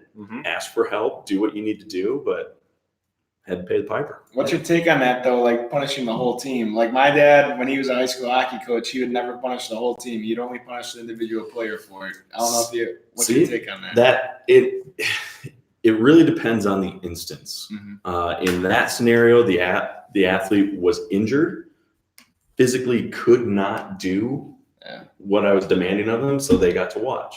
Okay. Now, most of the time, I am all about team first. Always, always, always. I'm a we over me, needs of the many outweigh the needs of the few mentality. So I will, whenever I can, it's team, get on the line, whatever team it is. All right, sucks to suck. Let's go to work.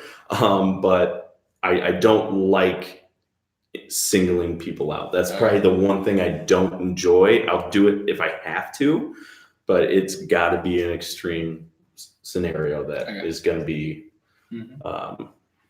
getting me to do that. Yeah, for sure. Okay, well, let's end on a high note. One last question. Yeah. Alec and I talk about it every single week. I think there is a definite buzz around the athletic department at St. Mary's. The direction of almost every sports program is on the up and up. Mhm. I want to ask you, do you agree with that? And how excited are you for most of the programs here? at Oh St. man, Mary's? this past summer, after I sent out everybody's programs, I just had a good feeling in my gut. That was like, okay, I think we got teams where we want them to be. I think almost everybody's going to be ready to go, or as ready as they can. And coming in, watching some of the fall sports practice, people were moving well. Athletes were exceeding expectations for a lot of their coaching staff, myself included.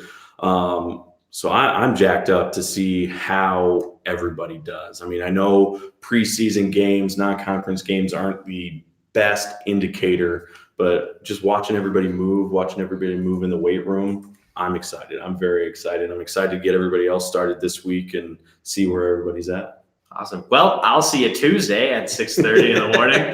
Very excited. I called my mom. I'm like, man, this week has been so easy. Why is that? She's like, well, you haven't started track yet. I'm like, oh yeah, that's why. I haven't had to get up at 6:30 every morning to go lift. We'll be right back to finally talk about Andrew Luck. Thank you for listening to The Squeeze. This has been us with Coach Matt Sager, a saint in the St. Mary's athletic department. Thank you so much for sitting in with us. You bet. You bet.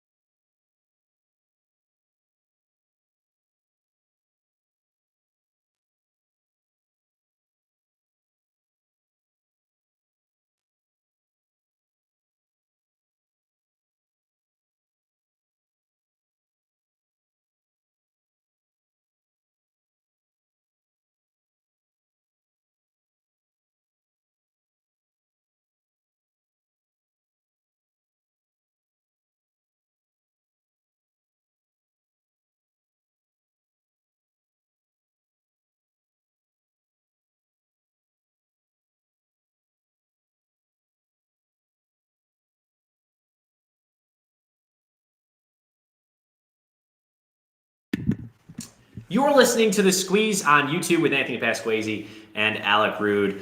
Anthony Pasquesi is the name of the YouTube channel. If you have not subscribed already, please do so. Also use that chat function if you want to talk to us. That was awesome, Coach Matt Sager. I've always wanted to have him in, and it never came to be. We never really talked about it, but I ran into him earlier this week, and he was very willing to come on the show. He's an awesome. I mean, he's just smart. You love talking to somebody who's good at their job, who loves what they do, and is just easy to talk to because he knows his stuff. You know, you can tell that he's not BSing you. And luckily, we weren't on the radio when he swore, but that's okay because we're not on the radio. Never hates his job. He always loves it. You know, and as cliched as it sounds to say, I haven't worked a day yet, he means it. Like, he shows up to work every day, 4:30 in the morning, 5 o'clock in the morning. He lifts himself. I mean, he lifts himself. He's got a smile on his face. He's always happy. He's always, you know, he's a joy to be around. And I'm very happy that you guys got to hear from a man that is a St. Mary's staple at this point. Yeah, this is his that's a 6th good year, word, and it doesn't sound to me like he has any aspirations of going anywhere else. So I think he's firmly rooted in this school, and a lot of the athletic success that we are going to have is due to him. I know me personally, I've put on 30 pounds since high school, and a lot of that is from him. I also put on like 20 other pounds. We don't want to talk about those. That was from too many McDoubles. But the 30 pounds that I have now is all, it's all good weight. So he's an awesome guy. I love that he got to come in and talk to us today. So last weekend, the Bears and the Colts were playing a preseason game. And that means all of the Chicago media was in Indianapolis for the news of the Andrew Luck retirement, which means, that's the content that I consume is a lot of Chicago sports media. So I got to know a lot about it just from, their firsthand accounts and everything. And the craziest thing to me about the Andrew Luck retirement, it isn't the retirement itself. It's the fact that what's his name? Who broke the news? He's on ESPN. Schefter. The fact that Adam Schefter had the report before Andrew Luck could even announce it made me feel sleazy. It made me feel kind of gross. I didn't appreciate it. The fact that I knew this news before Andrew Luck wanted me to know this news, it didn't make me feel good, and it kind of makes me Luck got kind of screwed by it. Yeah, and it makes me a little afraid for the direction that we're heading in sports media. I mean, everybody wants the scoop. Everybody wants to be the first, but don't we have to allow the athletes space, and don't we have to give them, the benefit of the doubt to allow them to say what they need to say before all of this judgment is cast upon them? I didn't appreciate it. I think that's the part of the story that shocked me the most, that I had the most attachment to, the most reaction to, I guess. Andrew Luck, great quarterback. He's awesome. Yeah. I mean, he was going to be the next quarterback, like the next greatest of all time. The Super Bowl this year. I thought it was going to be a Bears and Colts Super Bowl. I had said that all summer long. And what? Bears? Yes, the Bears. We'll talk about it later. Don't forget about that part. But Andrew Luck, 29 years old to retire at 29. Jim Irsay said that he left maybe $225 million on the table. I can't even fathom $225 million in my brain. It's too much money. Like I couldn't possibly figure out how much money that is. And he's just leaving it on the table. Initial reaction is, oh, well, he's giving up, like what a baby. But then you think about it and you hear him, you hear the press conference and you hear the tears in his eyes almost. That's a strong dude. Listen to this. Torn cartilage in 2 ribs, partially torn abdomen, a kidney that left him peeing blood, at least 1 concussion, torn labrum in his throwing shoulder, and then mysterious calf ankle issue. All of that. Yeah, and this is something that I love to talk about myself. Who doesn't love to talk about themselves? And I say it all the time. I've been recovering from injury for 3 years, and it is the hardest thing in the world because every time that I go out to try to do what I love to do, I get hurt again, and I have to start the process. And that was Andrew Luck, except his is on an immensely larger scale. He's an NFL quarterback. This is his job. This is what he's done his whole life. This was the love of his life. Track is not the love of my life. It's just something I really enjoy doing. This was his identity. And for injury to take that away is so tragic because he can't love what he loved anymore. He lost that love and he had to give it up. And I think it takes a man to decide to make this kind of a life-changing career decision. And like it says, he's married. He plans to travel the world. Like, you got to do it now. You can't wait that much longer. And Me thinking if he wasn't injured, how good would he be? He could. It would have been amazing. He could have been the next. Yeah. Big guy. I mean, the issue was 6'5", 225. He's a huge man. He could run a little bit, and he had no offensive line for his first, 4 seasons? Now they finally got it. I mean, he got hit more than any other quarterback, and it absolutely tore him apart. I mean, go through the injuries again. What was it? 2 torn ligaments, or 2 torn cartilage and ribs, partially torn abdomen, lacerated kidney. At least 1 concussion. That's definitely on the low end. A torn labrum in his throwing shoulder, and then this just next injury. It's too much. Pee and blood. Again, something you couldn't say on the radio, but we're not on the radio, so we're okay. We have so much freedom. You want to drop an F-bomb? Don't. You want to, though? No. We could. The fact that we could kind of makes me happy a little bit. A little bit of extra freedom. We're not going to do it, but we could. And then did you hear any of the Rob Gronkowski sound of his press conference very recently? Mm-hmm. And he just said the same thing. Totally different ends of the spectrum. Andrew Luck is a bloody genius. Rob Gronkowski is like the footballiest football meathead in the world. And they're both saying the same thing. They're both saying that what they loved to do, they just didn't love anymore because of injury. It took way too much out of them, and they had to give it up. There was no choice. This wasn't Andrew Luck, deciding to retire. This is him. He's forced to retire. The second you lose a love for something as important as this and as painful as this, you couldn't. Would you rather have Andrew Luck go out there for 8 games and just half-ass it and get hurt again and just perpetuate the cycle? I don't want to see that. Yeah.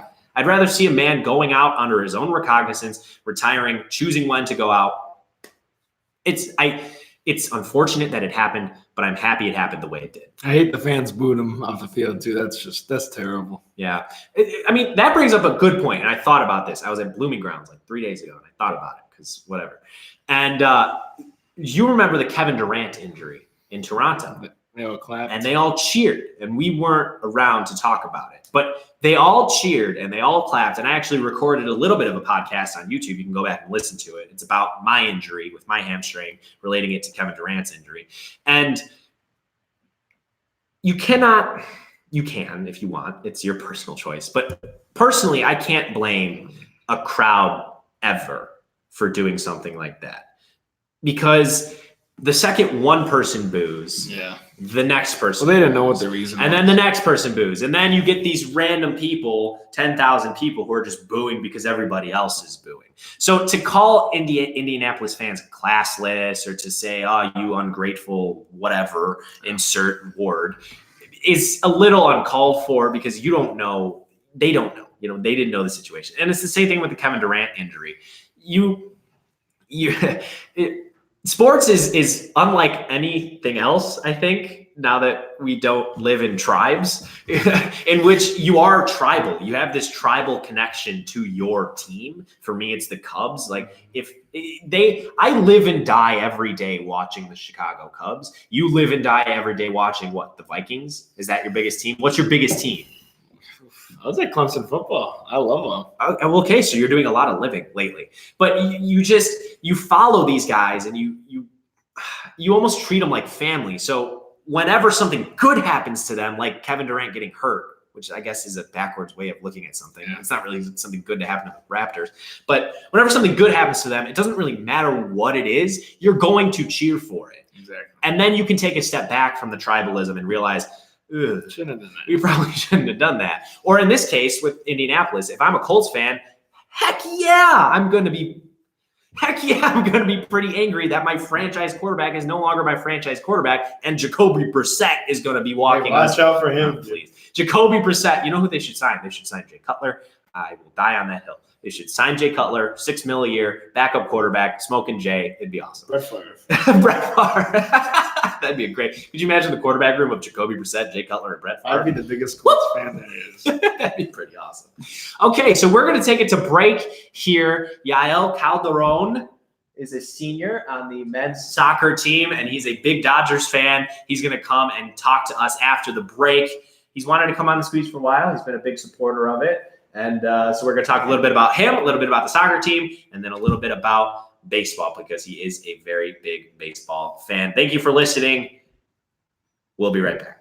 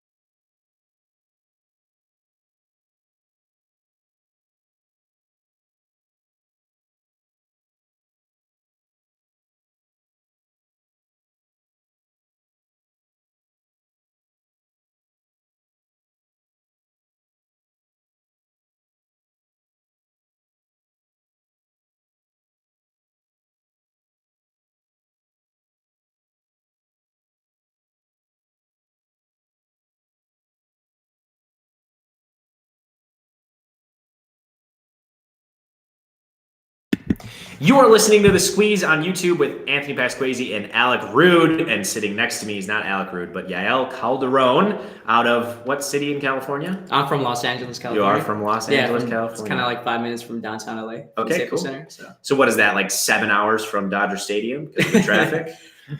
A little bit. So it's kind of funny. So it's 10 minutes to Dodger Stadium. Dang. No traffic, Okay. but it's about, I want to say 45 to an hour with traffic. Oof. And that's going through the streets. So imagine trying to take the highways Yeah, That's to Dodger tough. Stadium. It's really tough. So that's why there are no fans in Dodger Stadium until the fourth inning. Is that why? Yeah, exactly. Because everybody's trying to get there. So everybody's just trying to like move up, and they're trying to move up the seats if you're like the nosebleeds. But then the fourth inning comes, and then suddenly like a group of people Everybody's come in there. like, "Hey, you're in my seat," and you're just like, "All right, we got to go back up." I've heard, now I don't think it is because on MLB The Show, it doesn't really look that pretty, Mhm. but I've never been there. So I've heard it's one of the most beautiful baseball stadiums there is. Oh yeah, it's beautiful. I don't think it's just because of where it is, because it's kind of like secluded from downtown LA, so it's like in a ravine basically. So that's why we call it Chavez Ravine. Mhm. But another thing that makes it beautiful is just like everybody that shows up. Everyone's crazy lit. The crowd makes it going. The crowd gets it going. In the first inning, we got the wave already rolling. So the crowd wave, and it's just crazy. Like I love the atmosphere going there. It just feels great being there. Honestly, it's a good experience. So you haven't really lived it till you've been there. And Yeah. I'm trying to get you to come out. I here definitely one gotta day. go. Oh heck yeah! No, I'd love to. I made it. I wanted to make it to more baseball stadiums this summer, but I couldn't. I literally went to Wrigley and Miller Park. That was it. Miller, have you been to Miller Park? I've been to Miller Park. Dude, It's Miller a nice stadium. Park is nice. Yeah, and then 2 years ago, I got the 2016 when we played the Cubs in NLCS. I got the privilege of going to Wrigley for the Oh, first time, and it that's was probably one of the best experiences of my life. Yeah. So beautiful, and then Yeah. kind of crossed that off my bucket list of stadiums. So it was pretty nice. Yeah, for sure. I mean, where else have you been? How many have you been to? I've been to, I want to say 6 stadiums already in MLB stadiums. So excluding the Angels Stadium, Dodger Stadium, I've been to Coors Field, Wrigley, Miller Park, Chase Field in Arizona. Yeah. And the last one was Miami, the Florida. Oh, where the I mean, so you basically been Marlins to play? all the Yeah. domes. You've been to Basically all the domes. Yeah, exactly. Did you see when they were playing the Cardinals? They had a rain delay at Miller Park. Really? It was an 8-minute rain delay because it just started pouring rain and the roof was wide open. Yeah. So, and it takes like 10 minutes for the That's roof to funny. close. So Mhm. yeah, that's something that I've you never been in Miller. thought you'd never hear. We gotta go sometime. We could just drive right over. It's I 3 know. hours away. We should make a trip out of it. Enough about baseball for now. Let's talk about you. Let's talk Yeah. about the soccer team. So how did it feel after what, 2 years? I mean, how long has it been since you got to play? It's been 2 years since I last played. So it's been a really tough year. Last year, seeing the team go on without me, it was very tough. Seeing them like checking their stats and all, not being on and not being able to help them, and it was very tough. But a lot of my friends and my family tell me, tough times really don't last. It's like tough people will last. So being back here, being suited up again in the Cardinals uniforms, it's probably one of the greatest feelings ever. And I'm just glad to be back with all my brothers like Robbie, Jimmy, all those guys. So it's been great being back here. So it's been nice. And it was an awesome game. I mean, you got some good playing time, about a half, 43 minutes, I think it said in the stats. Can we expect more out of you? How exactly do you think Corbin is going to utilize you? So I kind of expect the starting 11 to be like that. So with Mateo, and then we got a freshman that's named Marco. He's very talented. And those two guys, honestly, in my opinion, they deserve to start over me because they got it going. They got the good connection. And in terms of my role in the team, I kind of want to be kind of feel like my role is going to be like kind of like the mentor to these young midfielders, like Mateo. We got Marco, then we got a sophomore named Garrison. All three of those guys are probably one of the most talented midfielders I've ever played with in my life. I feel like my role, my responsibility is just to be there for them, just show them what it's like being in the MIAC atmosphere, because it's considered one of the toughest conferences in the nation. Yeah. And most of these guys haven't really experienced like a tough MIAC, especially now with this team we have. It's a very talented team, probably one of the most talented teams we've ever had at St. Mary's. So just kind of want to be there for them, kind of want to be their big brother to them, kind of mentor them, kind of show them what it's like being in that atmosphere, just tell them the things they need to do for the next 2-3 years when they continue playing after I leave. So yeah, I mean, super young team too. I know you exactly, mentioned it, but it's something that surprised me was finding out that Eli Szymanski was named a captain. Exactly. He's a sophomore. Mhm. So how exactly did that happen? Why do you think it happened? And is it a good choice? In my opinion, that's probably one of the greatest choices. This kid works hard. He has a mentality of wanting to win, wanting to. He puts the team's needs in front of his needs. So he would do anything for his teammates. He's probably one of the most hardest working dudes I ever met in my life. This kid grinds for everything. He doesn't take any shortcuts. He's responsible off the field. He's a great role model. He's a great mentor to a lot of the young guys, especially even some of the older guys too. He's been a great mentor. I think in my opinion, he deserves it. He's really being a captain means being a hard worker, going the extra mile, and then, just kind of like setting the example for a lot of players. And I feel like he does a great job doing that. Yeah, for sure. So Josh Balsiger led you guys in points, in goals last year. He started off that game with 2 goals. It's a nice way to start the season. Tell us a little bit about his game. His game, he's has that mentality of wanting to score. And every team needs that kind of player. He's a guy that wants to do whatever it takes to get that goal, wants to always be on the stats. And that's a good thing because it just shows you that he wants to win. Mhm. And, every team needs that kind of guy. So he has a winning mentality. And the type of player he is, he's a very fast dribbler. He works hard. He moves. His job mainly is to move up and down the field. And that's considered probably one of the hardest positions ever because you got to be constantly moving with offense. And then once we transition to defense, sprint back, sprint forward, back and forth. You got to be conditionally well for that position. And, he's very good at doing that. And he's very well conditioned. Yeah. So the biggest story we talked about earlier in the show, the biggest story this year for you guys, I mean, I think you guys are going to be awesome. I hope you make the playoffs. I think you have a good shot to. But a lot of that is going to balance on your goalkeeper. Mhm. You lost Alberto Centeno, and that's a big hole. Yeah. How are you guys going to fill that hole? I think we have a very good, solid core of goalkeepers. We got 4 guys that compete every day. These 4 goalkeepers that we have, 2 freshmen, 2 seniors, and then all 4 of them, I've noticed in the practices we have, they compete against each other. They have a little competition to see who gets scored on the least, who gets scored on the most, this and that. And, it's great having goalkeepers that, all 4 of them have the capability to be a starter. So it's going to be a tough decision for coach, I know, but tough decisions like that, it means a good thing because it means that everybody's just grinding because everybody wants to win. Everyone wants to be the next man up. So I feel like that's a good thing for our goalkeepers. So you said that all 4 could be a starter. Now, Mhm. does that mean because of the situation they could be a starter on your team, or do you think that they have a chance, any of the 4, to be a top half MIAC goalie? I think any of the 4 have a kind of like a top half kind of my mentality. So, for example, if we lose one goalkeeper due to injury or due to other things, it's a next man up type of situation. And I feel like the next man up could just come in and kind of replicate what the main guy was doing. So, for example, Maniac, hopefully, knock on wood, doesn't have anything happen to him. If he ends up getting hurt or anything like that, we got next guy like Jimmy, Sam, Connor. We got those guys who could just come in and then step up for when we need to. And that's the beauty about this team. Anybody gets down. So obviously, Mateo was hurt this past weekend. And we had Garrison come in for him, and he stepped up very well. And that's just the beautiful thing about this team. Anybody could just come in and just step up for anybody. So and just keep that motion and mentality going. So yeah. So Coach Corbin mentioned to me when I asked about the goalkeeper situation, he said that he's focusing more on the defense and says that if we have a good defense, we can go all the way. How do you think your defense is? Our defense right now, it's a mixture of good 2 seniors and then 2 sophomores, but I feel like our defense is little by little getting to where it needs to be. And you already heard the phrase offense wins games, defense wins championships. And a lot of this season is going to rely mostly on our defense. How well can they move the ball? How well can they step up in big time situations? And we got the guys to do it. So I'm not really scared or anything about that. But yeah, like our defense is going to be like our main priority this year, making sure we have that hold and connection with each other. So who do you think has the best ball skill on the team? The best ball skill on our team? Yeah. I don't want to hurt anybody's feelings or anything, but in my opinion, I would have to go with probably Mateo Means. Oh wow! Mateo, really? yeah, Mateo is probably one of the best ball skills I've ever seen.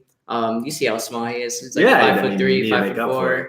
But his movement with the ball, without the ball, is just what makes him stand out. Okay. Like he's just one of the most technical and simple players like I've ever seen in my life. And look how small he is. Obviously, he doesn't have the height like any other MIAC midfielder, but his ball work, his skills, make up for it, and that's what makes him stand out. So yeah, I would have to go with Mateo Means. Awesome. Yeah. So I'm sorry to everybody. If anybody's watching, hey, you're all good. I'm sorry to all my teammates. You're fine. You're fine. But I think most of them could probably agree with me too.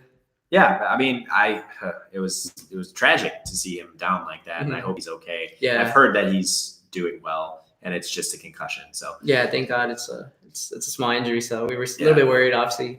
Once he came out of the game, we kind of saw like the energy kind of went down a little bit just because we saw one of our teammates go down. But he came back after the game. We went to go eat dinner with him, so he was fine. He said it's gonna be like minimum probably a week, or we're not too sure yet. But all we know is that he's gonna be good for the rest of the season. So that's a good thing. That's awesome. Yeah. Didn't he get hurt early last year too? I think he ended up He's up for the year. meniscus. Yeah, he ended up going out for a year. So that's what kind of scared It us might in have that been the situation. first game too. Wasn't it the first game last year? I think it was like 3rd or 4th. 3rd or 4th? Okay, but still early in the season. Yeah, that's what kind of scared us this year, just because of what happened to him last year. Yeah. So that was a little bit scary, but he's gonna be fine. So that's what I'm glad about. Good. I'm very happy. Yeah. Mateo Means is a delight. He's just Yeah. he's one of the nicest guys I've ever met. I love him. He's a fun guy to have like on the team, but in the locker room, he's probably the guy that kind of like builds our momentum up. He's just a character. Yeah. On in the locker room, so he just makes everything great, and so that's why we all love him. So it's kind of like our little kid, just because he's small.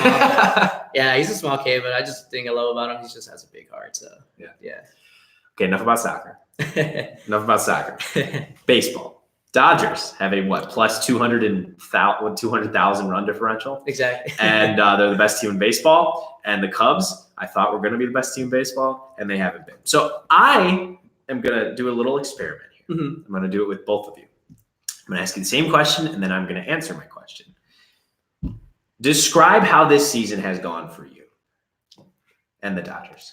So obviously for a lot of people seeing our record, they think like, oh, it's a great season. You guys are 85 wins. You guys are going into September with the magic number being 8, which is like the lowest it's ever been in MLB history. But, obviously a lot of people could say that, but in my opinion, it's been a good season. It's been a very, very impressive season compared to last year.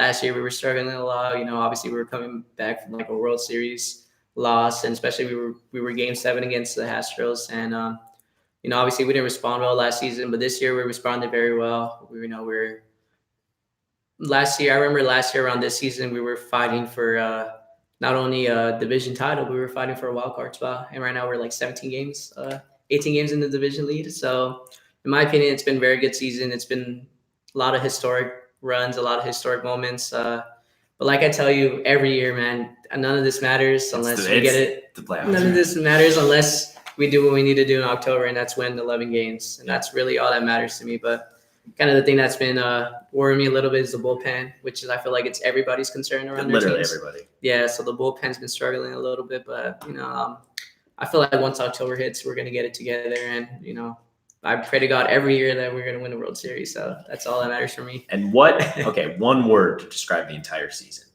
One word. And if you have to think about it, we'll go right to Alec first. I gotta think about it a little bit, Okay, actually. So Alec, I know my one word. How is this? Yeah, what's your one word? Powerful. Powerful. No, that's very true. They were on pace to break every They home just run broke the record yesterday. Did they? The MLB record That's of amazing. home runs. With a And month we left. still have, a lot of baseball. Yeah, shout out to the Twins. Actually, you guys have had a very They're impressive sick. season. I'm very impressed with you guys. So powerful. Now, okay, maybe I misguided you a little bit. What has been wrong with the Twins this season? Bullpen. Bullpen. Bad. Yeah. Really bad. Okay. If they get that situated, they could win the World Series. And how are they going to get that situated? They're in trouble. Okay. That's why starting Tuesday, they have the Red Sox, Indians, Nationals, Indians. That's tough. That's going to define their whole season right there because they're only 5 games from not being in the playoffs. Like that, they should make it. Probably 80% make Yeah. it. But the Indians win like 6 out of those 8, and then Boston can still fight back. You never know. So the bullpen's been just not good. And the Okay. American League is always This is- stacked every year. This is So making me feel good. This is the point. Now, what has been wrong with the Dodgers this year? Just the bullpen? I think just the bullpen, honestly. Kenley Jensen, obviously, he's known for like his being the best Yeah. reliever in baseball, but his ERA has been off the charts. 3.57. You know, he's been struggling, and I think not necessarily our bullpen. I think just our closer. We do not have a closer that's been consistent lately. So Okay.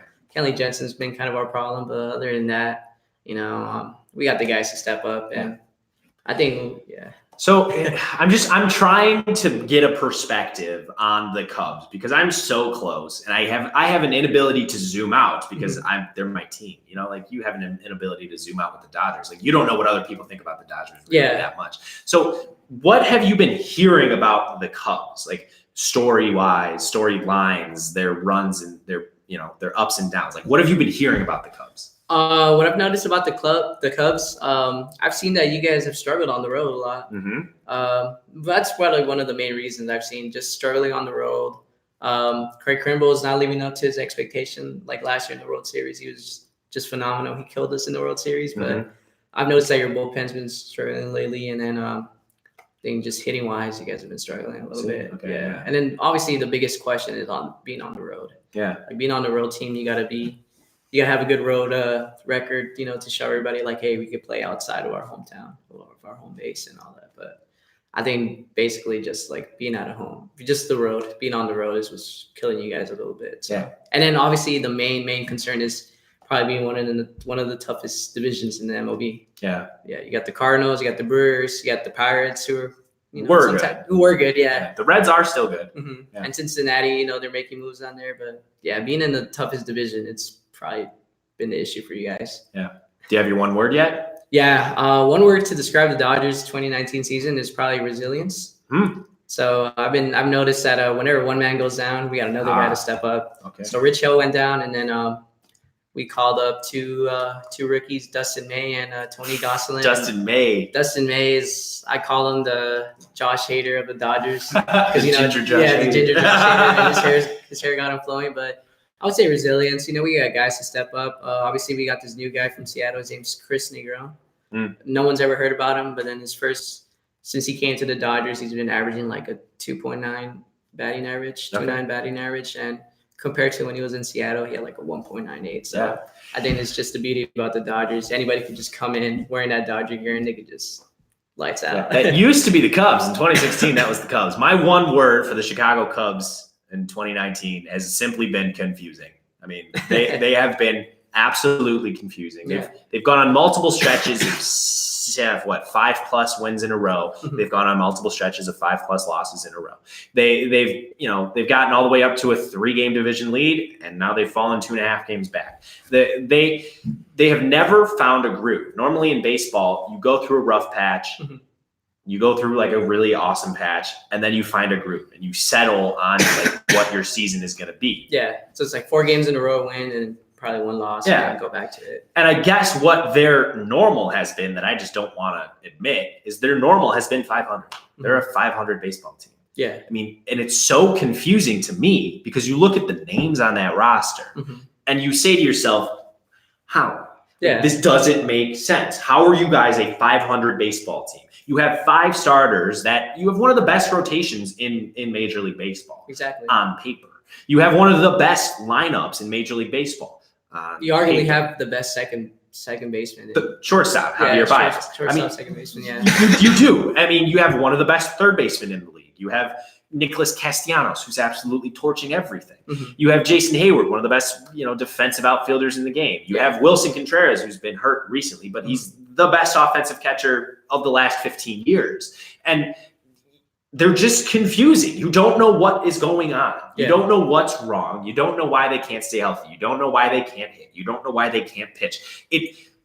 It's been confusing. Do you think Joe Madden's on the hot seat right now? Oh, he's out. He's out. They could win the World Series and Joe Madden would no longer be the Cubs manager. Oh, wow. This is his last season. Yeah. I feel like that's the same opinion with Dave Roberts. Oh, as well. yeah? Yeah. If we lose a 3rd World Series in a row, He's then, out. Yeah, he's out. For sure. Him and our front office, to be honest. Well, as much as I would love to keep talking nonstop baseball with Yael Calderon, we do have to go to break here. So thank you so much for sitting in with us, and then let's make this a more regular thing because that was quite fun. Yeah, thanks for having me. Appreciate it. Yeah, for sure. Thank you for listening. We'll be right back. What are we talking about next? We're going to talk a little bit more in depth about what happened on Friday night with the soccer teams. I'll also ask Alec about the volleyball team this year, and we'll, whatever else happens. We'll be right back. Thanks for listening.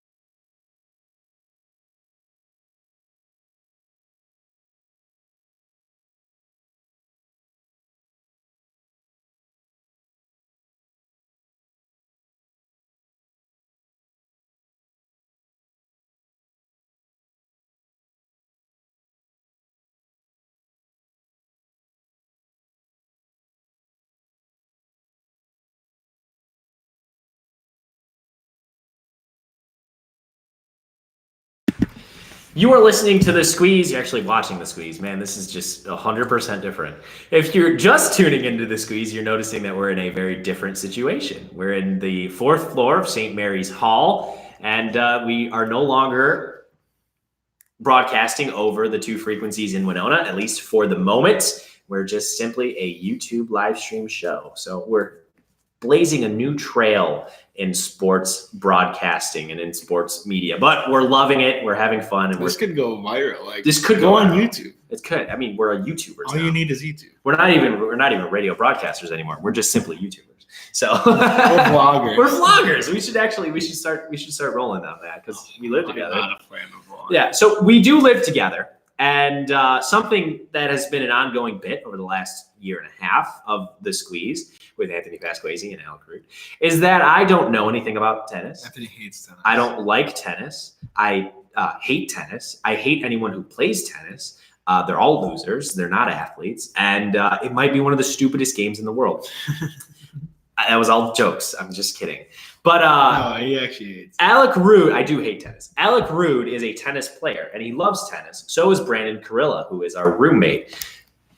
Tennis has been on an uncomfortable amount so far this year. I've never watched as much tennis in my lifetime as I've watched this last week with the U.S. Open being on in our room. You got a whole nother 24/7. week, my friend. So let me tell you about some of the things that I learned, and you can tell me if I'm correct in my education, because you are the one who educated me. So if I'm wrong, it means it reflects poorly on my teacher. So a couple of things that I learned: when you're serving in tennis, you're standing on one side of like the middle of the court, and you need to hit it in the first box on the other side of the court. Is that correct?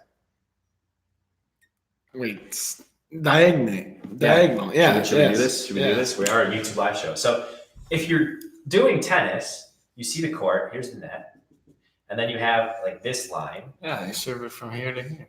and then you have like this line. So if you're standing here, you need to serve the ball To that boat. into this box. Huh? Okay, so that's something that I learned. Never understood it, never knew why this box was here. And then from that point forward, you can hit it anywhere on the thing as long as it's within. Those are what are those for? As long as it's within this right here. Unless These- you're playing what? Out here, these are doubles. So if you're in doubles, this is now the outline. But in reality, in singles, this absolutely doesn't matter, which is very confusing if you don't watch tennis and you don't understand it, which is why I never watched it or understood it. So you can literally do anything on a tennis court after the serve, correct? It can go anywhere on the court as long as it's within this little area, whether that be like a dribbler off the net, like right here, or all the way back Stinks when here. it hits the net and goes over. Okay, and then something else that I learned that you taught me is that if you're serving and it hits the net, it's a redo. It has to go in though. So if you're serving, it hits the net and it's And in. goes in. Then you get it. Okay, but if you're serving and it just hits the front of the net, then you lose a point. Okay, Yeah, then you get another serve. And Unless then- it's your second. okay, and then you get 2 serves no matter what. Like if you miss serves, on your yes. first serve, you get another serve, which is kind of dumb, but okay. And then Serving's hard. I guess, but a redo, really? And then the scoring convention. What does it start? It starts so it's 0. Love. No, that means love. Okay, love, and then 15, which this is backwards on the YouTube stream, but that's okay. So 0, 15, and then 30. So 30, and then 40. 40. And then that's if you get 40 and you win by 2, you win. Again. And then you win a game. So one game is you need to win 6 games to win a set. And then if you win 3 sets in a major as a man, you win the match. And if you're a woman, you just need to win 2 sets. Okay. But it's still 6 games to win a set no matter what. Unless it's I know an uncomfortable amount of tennis now. unless guys. it's what? Unless it's a major? No. Unless it's a deuce. Or no. Deuce is this. Deuce is that. Well, what are you talking about? What it can't be like what if you have 6-5? That can't be you can't win it. You can't win 6-5? No. So you need to win this by 2, and then you need to win the game by 2? You can win 7-5, but Okay. at 6-6 you do a tiebreaker to 7 points. To 7 points. Points. What the? So you just 1-0, 2-0, 3-0. Okay, I don't know that much. That's I thought I told you We're that. getting better. That's We're- why I was kind of mad. But I I thought I know- told you that. I know way more. I know that Roger Federer is like 72 years old. How old is he? 42. 42. No, he's not 42. I was kind of joking. I also learned that Novak Djokovic is the #1 player in the world. Also, 38. 15-year-olds can play tennis, apparently, professional tennis. That's wild. That'd be good. And you're a failure because you're 20 years old. I started tennis at 15. 14. I also learned that tennis is like ridiculously hard. I always kind of knew it was hard, but it's like next level hard. grueling. I asked Colin Sturr, who has been on the show multiple times. I asked him if he could handle Roger Federer for any amount of time, and he said absolutely not. And then he paused and said, I couldn't handle these guys. And then I asked Alec if he could handle Roger Federer, and he said absolutely not. So the talent gap between St. Mary's tennis and Novak Djokovic is obviously pretty large. But hey, I'm proud. Are you guys not proud of me, Mom and Dad? I promise you I'm learning something. I want to see how this looks. Oh, it looks good. It looks fine. The numbers are good. How are the numbers good? Who knows? Oh, because numbers are numbers. Who knows? That's bizarre. That's actually like kind of a mind freak a little bit. That is weird. That is very weird. But Mom and Dad, I hope you're proud of me for learning all of this stuff about tennis. I will continue to learn as much as I need about tennis, and maybe eventually I can even start playing tennis. That'd be a bad sight. It probably would be a bad sight. Gabby Peterson, come on over. Oh, no. This is just how we're doing it now because it's no longer a radio show. It's just a YouTube show. So come on, Where do I go? sit down. You're sitting right here. We're just peeling back the curtain all the way. Breaking I didn't the wear fourth wall. anything soccer. Was I supposed to? You're fine. I think we understand that you play soccer. Okay. Sounds So, good. so this is Gabby Peterson. Gabriella is your full name. Yes. You don't go by that though. Whatever you want to call me. I mean, most people call me Gabby, though. Okay. This is Gabby Peterson. She's a senior on the soccer team, longtime goalie. How has the playing time been for you over the course of your career? Well, I came in freshman year and started right away. Okay. So kind of been Yeah. playing through all the way. Yeah, for sure. Her goal against average is just around 2, which is around where you want it to be in the MIAC, maybe a little bit lower would be nice. But this season, right? This is your senior season. What did you do this summer, this off season, to prepare for your final athletic year? Well, this year was a little different because getting to that age where they don't have club soccer anymore. So I didn't really have a team to play with, except they do like adult leagues. And sometimes the old retired players aren't very safe during those. So I decided not to play with that just because of concussions and other things I've had. But I practiced with one of the younger teams in my club that I played for before. And then I have like an individual goalie trainer that I work with once a week. So Yeah, okay. and that's lifting, awesome. max Lifting. workouts, Yeah. doing that, of course. We talked to Matt Sager earlier in the show. He's just an awesome guy, right? He's amazing. I mean, you couldn't say enough nice things about him. I know. What time do you lift with Matt Sager? Our team, Yeah. like 6 a.m. Okay, it is 6 a.m. Because some teams are lucky, like these little buggers. 4:30, baby. 4:30 p.m. The hockey No. team's always at like 6 p.m. But No. us up there, it's 6 a.m. just brutal. My preferred time to work out is like 10:30 p.m. So whatever. Yeah, what? It's exactly opposite, but we're okay. So you had an awesome game against Edgewood. Well, it was awesome until it wasn't awesome, and then it was awesome again. So I talked to Mary Loy after the game, and she said that a lot of the time last year, you guys would have these leads, and then you'd give them up at the last moment, and you'd have to go to overtime, and you'd be defeated, and you'd lose a lot of those games. So that mainly has to do with the entire team. What does that have to do with you? What can you do differently to make sure that doesn't happen anymore? Well, make the saves, I guess. I guess. So yeah, in that game against Edgewood, yeah, I probably should have been up higher so I could have gotten the ball when it was sent over, but just like cleared it with my feet. So that's something I'm trying to work on. It's just playing out of my comfort zone, not staying so back in the goal, but out farther. So something that I noticed about the Edgewood goalie was she was very annoying with how much she talked. Like she absolutely screamed to call out the defenses. And I'm sure you do it, but you didn't do it as much. Are you just not a vocal goalie, or how would you describe yourself? It depends on the game. I think this game we were more offensive, so I didn't need to say as much. Other games where they're always on our side, then I'm saying more things, but I didn't really have much to say because they were really on our half a lot, where we were always down by her, so she had to talk a lot, kind of. So Gotcha. So you're one of the few seniors that is on the team. You're one of the Yeah. few seniors that's actually going to contribute this year. So you've seen the trajectory of where this team is headed. Yeah. Very young still, a lot of juniors, a lot of sophomores. How do how have you seen the growth of the program over your 4 years? Well, just like last game, we had a lot more attacking presence, and the years past we're like always on defense. So that's one thing. But just like the amount of games we've won has gone up throughout the years. So I think every year we're bringing in like better players and that can contribute to the team. So you're from, where are you from? Chaska, Minnesota. So you're one of the actually few Yes. players from Minnesota on St. Mary's. Why? Why does Neil Cassidy recruit so much from the West? I couldn't tell you that. I've told him many times that he should try to get more people from Minnesota, but he says that it's difficult to compete with all the schools in the cities because everyone from Minnesota wants to go to those schools because they've heard of them more. Like I didn't even hear about St. Mary's myself until my senior year. Okay. I didn't even know it was a school. Yeah. But one of my coaches like knew about it, and that's how I found out. But I think that's just why he's like thinks that he can't get them, so he doesn't try, and he just goes other places. Yeah, and it's definitely been working. I mean, Yeah. a lot of your starting lineup, a quality starting lineup that I think is going to win a few MIAC games this year, is from Oregon, is from Colorado, they're from Utah. It's kind of cool to see. Yeah. You have a nice little melting pot of a team. Yeah. I don't know where I was going with that question. So, what are you majoring in here at St. Mary's? Biology, pre-physical therapy. Oof.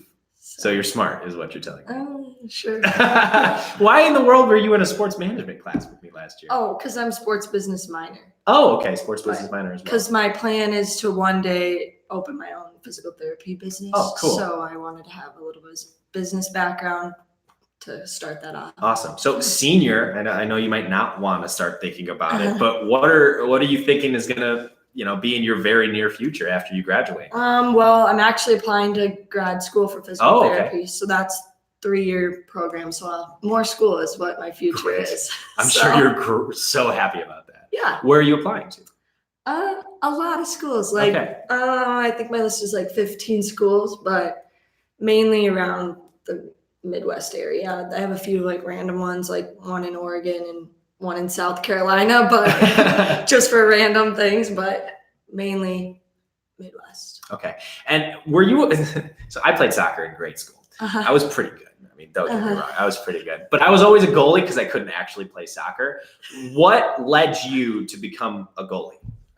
Well, when you start off with, I'm sure as you know, like they always just ask like who wants to play in goal, and I liked it. Like I wasn't afraid of like getting in the way of the ball and stuff, so I would rotate out, but mainly I played like on the field too as like a forward, but I just wasn't as good at that spot. So our like director of our club when I was in like 6th grade told me like, hey, if you play goalie, you can be on the top team. And I was like, okay. So then I was like, okay, I'll be goalie. So then that stuck. Gotcha. It's like being a catcher in minor league baseball, Alec. If you're a left fielder and they say, hey, be a catcher, you might make the big league club. It's the same thing. So you're a very quality goalkeeper, and we're going to miss you. I haven't looked at the roster, but I know you had a lot of freshmen this year. Are there any other, maybe not freshmen, but just goalkeeper prospects or recruits that you have that you're kind of trying to mentor as they? Yeah, for your there's spot next actually a freshman this year. She didn't play in the game also because she has a concussion right now. Okay. But her name's Alexis, and yeah, she's got potential. Yeah. Mm-hmm. Are we going to be in trouble when you leave, do you think? Or is she going to take the? I think she can take it over pretty well. Okay. Because that's something that we're dealing with on the men's side. It's going to be a story all year long, losing almost all MIAC goalie. He was close to it. What did he get? All honorable mention? Did he? I think he got honorable mention. No, but he was definitely a top half MIAC goalie. I would consider you a top half MIAC goalie. Okay. So losing you is going to be tough next year, but Yeah. we'll see how it goes. We'll be seniors that year. Mhm. Yeah. What is something that we can look forward to from the team this year? I think we have the potential to make the playoffs and actually get out of like second to last place that we've been stuck in for a while. So I think we have potential to win some of those bigger MIAC games that we haven't done in the past. Okay, and something that just bugs the bejesus out of me about soccer referees is they talk so much. Don't use names. Don't even use like levels because I don't want you to get in trouble. Don't say it was NCAA. Don't say it was club. Just tell me your absolute worst experience with a referee. Be as unspecific as possible. Oh, it would definitely have to be when I got my red card. You got a red card as a goalie? Yes. How did that happen? Well, I was like coming out to the box and the girl, because it was a breakaway. Okay. And I like jumped up to save it right as she was kicking past me, but it was like a momentum thing where I just like took her out. Okay. So I kind of just trucked her and Buried her. yeah. There's a video of it. I'll show you later. But so then I thought it would just be a yellow because I couldn't help myself, but just hit her. Oh, so it was an immediate red. Yeah, and then I turn around and there it was red. I was like, oh. So, yeah. That's brutal. I'm Mhm. going to have to see that video, Yeah. I think. Because And just before the game, I was talking about how goalies never get cards and they always There you favor go. us. And There you then go. I got ejected. So, how awesome was it? I don't know if you watched most of it or any of it, but how awesome is it that the U.S. women's national team is arguably the best team in America right now? it's awesome. I'm a huge fan. So, I watched it all. I know all the players. I'm like, this is my team. I love it. It's so good. Who's your favorite player? Well, on the current team or like On the current team, like the one that won this year. probably have to go with Alex Morgan. Yeah. Yeah. It's an easy favorite. Mhm. She's Julie pretty Ertz. awesome. Yeah. I wrote that A up. Oh, lot yeah. of people like her. Yeah. And then what was the goalie's name this year? Listen there. Listen there. Were you a big Hope Solo girl? Yes. Yeah. I was a big Hope Solo fan. So. I mean, for sure. You're goalie, so you Yes. probably looked up to her forever. Mhm. Does she still play professional soccer? No, she had shoulder surgery like recently after she stopped playing. So I don't think she really can anymore. But Okay. she's trying to take more of like the political role, I think, of Gotcha. like the equal pay stuff yeah, is I know. what she's trying to do. Yeah, for sure. I mean, that's a whole nother conversation. That's actually crazy to me. The fact that not only do they have to be elite soccer players, but they're also fighting this battle pretty much every day for equal pay. And it's like they're remarkable human beings, and I appreciate them to the fullest extent. Yes. Yeah. They're amazing. Thank you so much for sitting in with us, Gabby Peterson. Your next game is what? This weekend on Friday. This weekend on Mhm. Friday. Who you playing? Well, we're in Wisconsin. We're doing like every year we do a trip and we stay somewhere. So we're staying in Oh. a lake house in Wisconsin. Oh, We're super playing fun. like 3 teams, I think, in Wisconsin. So Awesome. I'm not sure which team we're actually playing on the first day. Hey, who cares? It's You're fine. you're just gonna go in and get a dub, and Yeah. that's it. Mhm. Awesome. Thanks for sitting in with us. We'll be right back. Thanks for listening to the Squeeze. We're coming up on the end of the show. This one, hey, Alec, as much as I said this was probably not going to go well, I think it's gone well. And it's gone by very fast, so that means we're having fun. I hope you're having fun too. We'll be right back.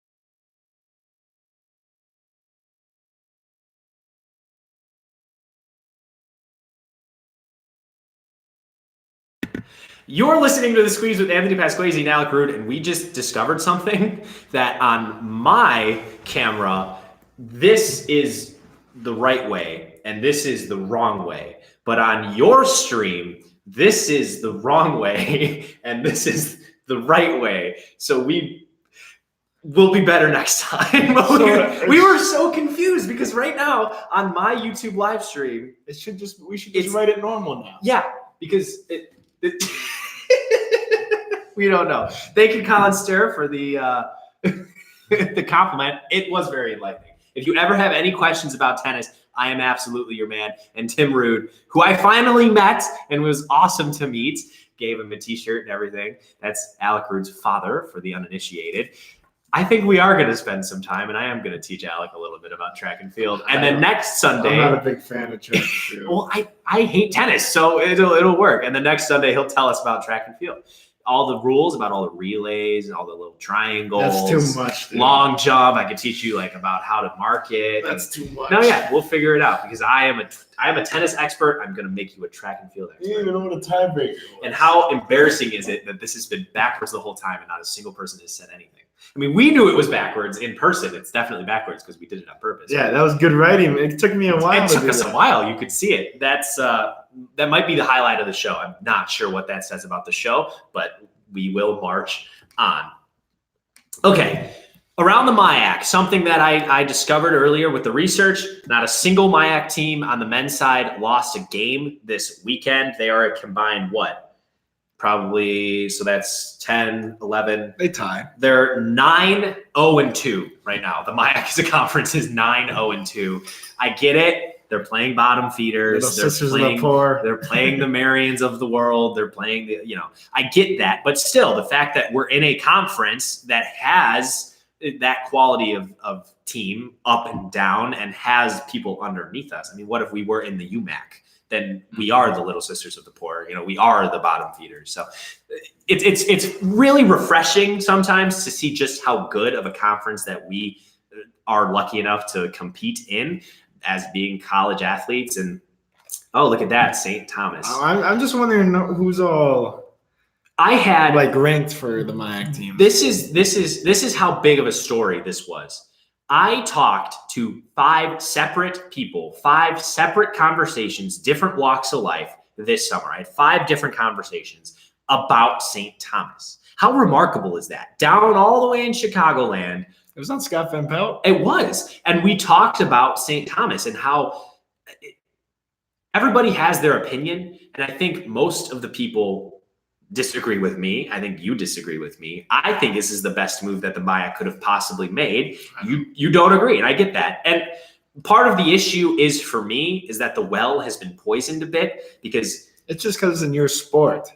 That's what I believe. Yeah, that could be it. It seems like it. That could be it. But what I was saying, for a bigger picture, the well has been poisoned by national media and fake news because the headlines all read too good. Getting kicked out for being too good. The problem goes deeper than simply being too good, and we've discussed it. It's financial. It's the amount of students. It's just the school has simply outgrown the conference.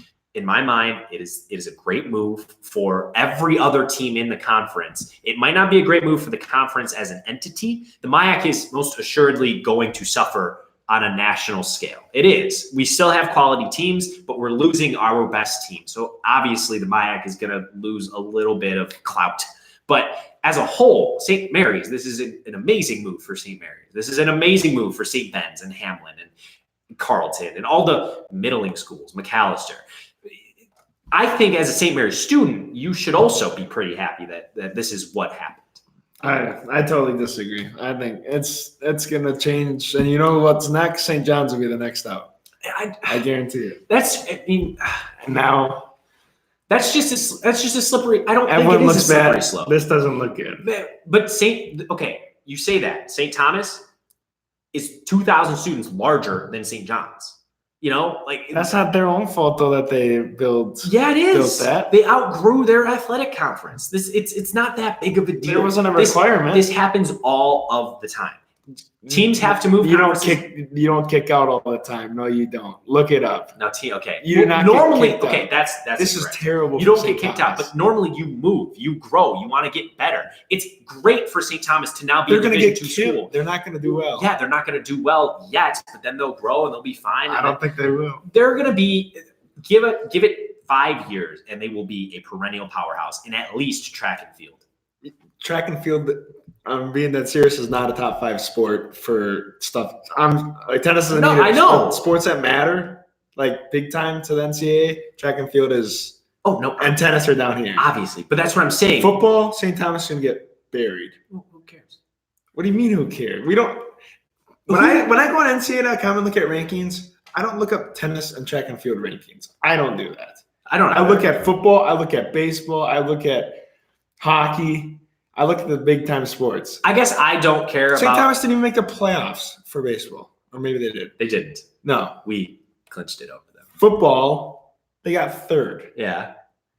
If you can't beat Bethel in football, how are you supposed to beat the D2 schools? Because now they're going to get the fund. They have the endowment of a Division II school. They have the size of a Division II school. They have now scholarships that they can give out, so they're going to be able to recruit more heavily. They have the facilities of a Division II school. I mean, if you took a picture of the RAC and took a picture of their field house or anything, St. Mary's Racks, man. you could not possibly fathom that they were in the same athletic conference. That's what I'm getting at. It's- We're not getting killed by these guys only in sports that are not highly touted. Hockey, we stay with them every single game. Baseball, we beat them. Yeah. Basketball, we don't. No, Women's basketball, we don't. but Soccer, we don't. we lost them 2-1. Like, I understand it's big, but when they start winning every single time in the big sports, then I'll start caring. But I gave you the proof. They did. They. I don't count track and field. I'm sorry. No, I don't. not track and field. You remember? I I don't. have it in the notebook. I don't count track. It's in my notes. I promise. I mean, we talked about it all last year. See, I did a frick. That's why they podcast should on have it. kicked them out then. They shouldn't kick them out now when they're starting to decrease. They're decreasing now in sports. They're saying the football team is like at the lowest point right now Okay. that it's been at. This is a revisit of a little podcast that I did, and I haven't looked at these numbers in a bit, so I might be off. But St. Thomas revisit. They won the All Sports Award yet again. Baseball, 4th place. Basketball, they won. Cross country, 3rd place. Football, 3rd place. Golf, they won. Hockey, 2nd place. Indoor track, 1st. Outdoor track, 1st. Soccer, 4th. Tennis, 6th. That's not an awesome year for St. Thomas. They only won what? They only won 4 sports. They only won 4 sports. Name those 4 sports. Name the 4 I sports. just did. Track, Okay.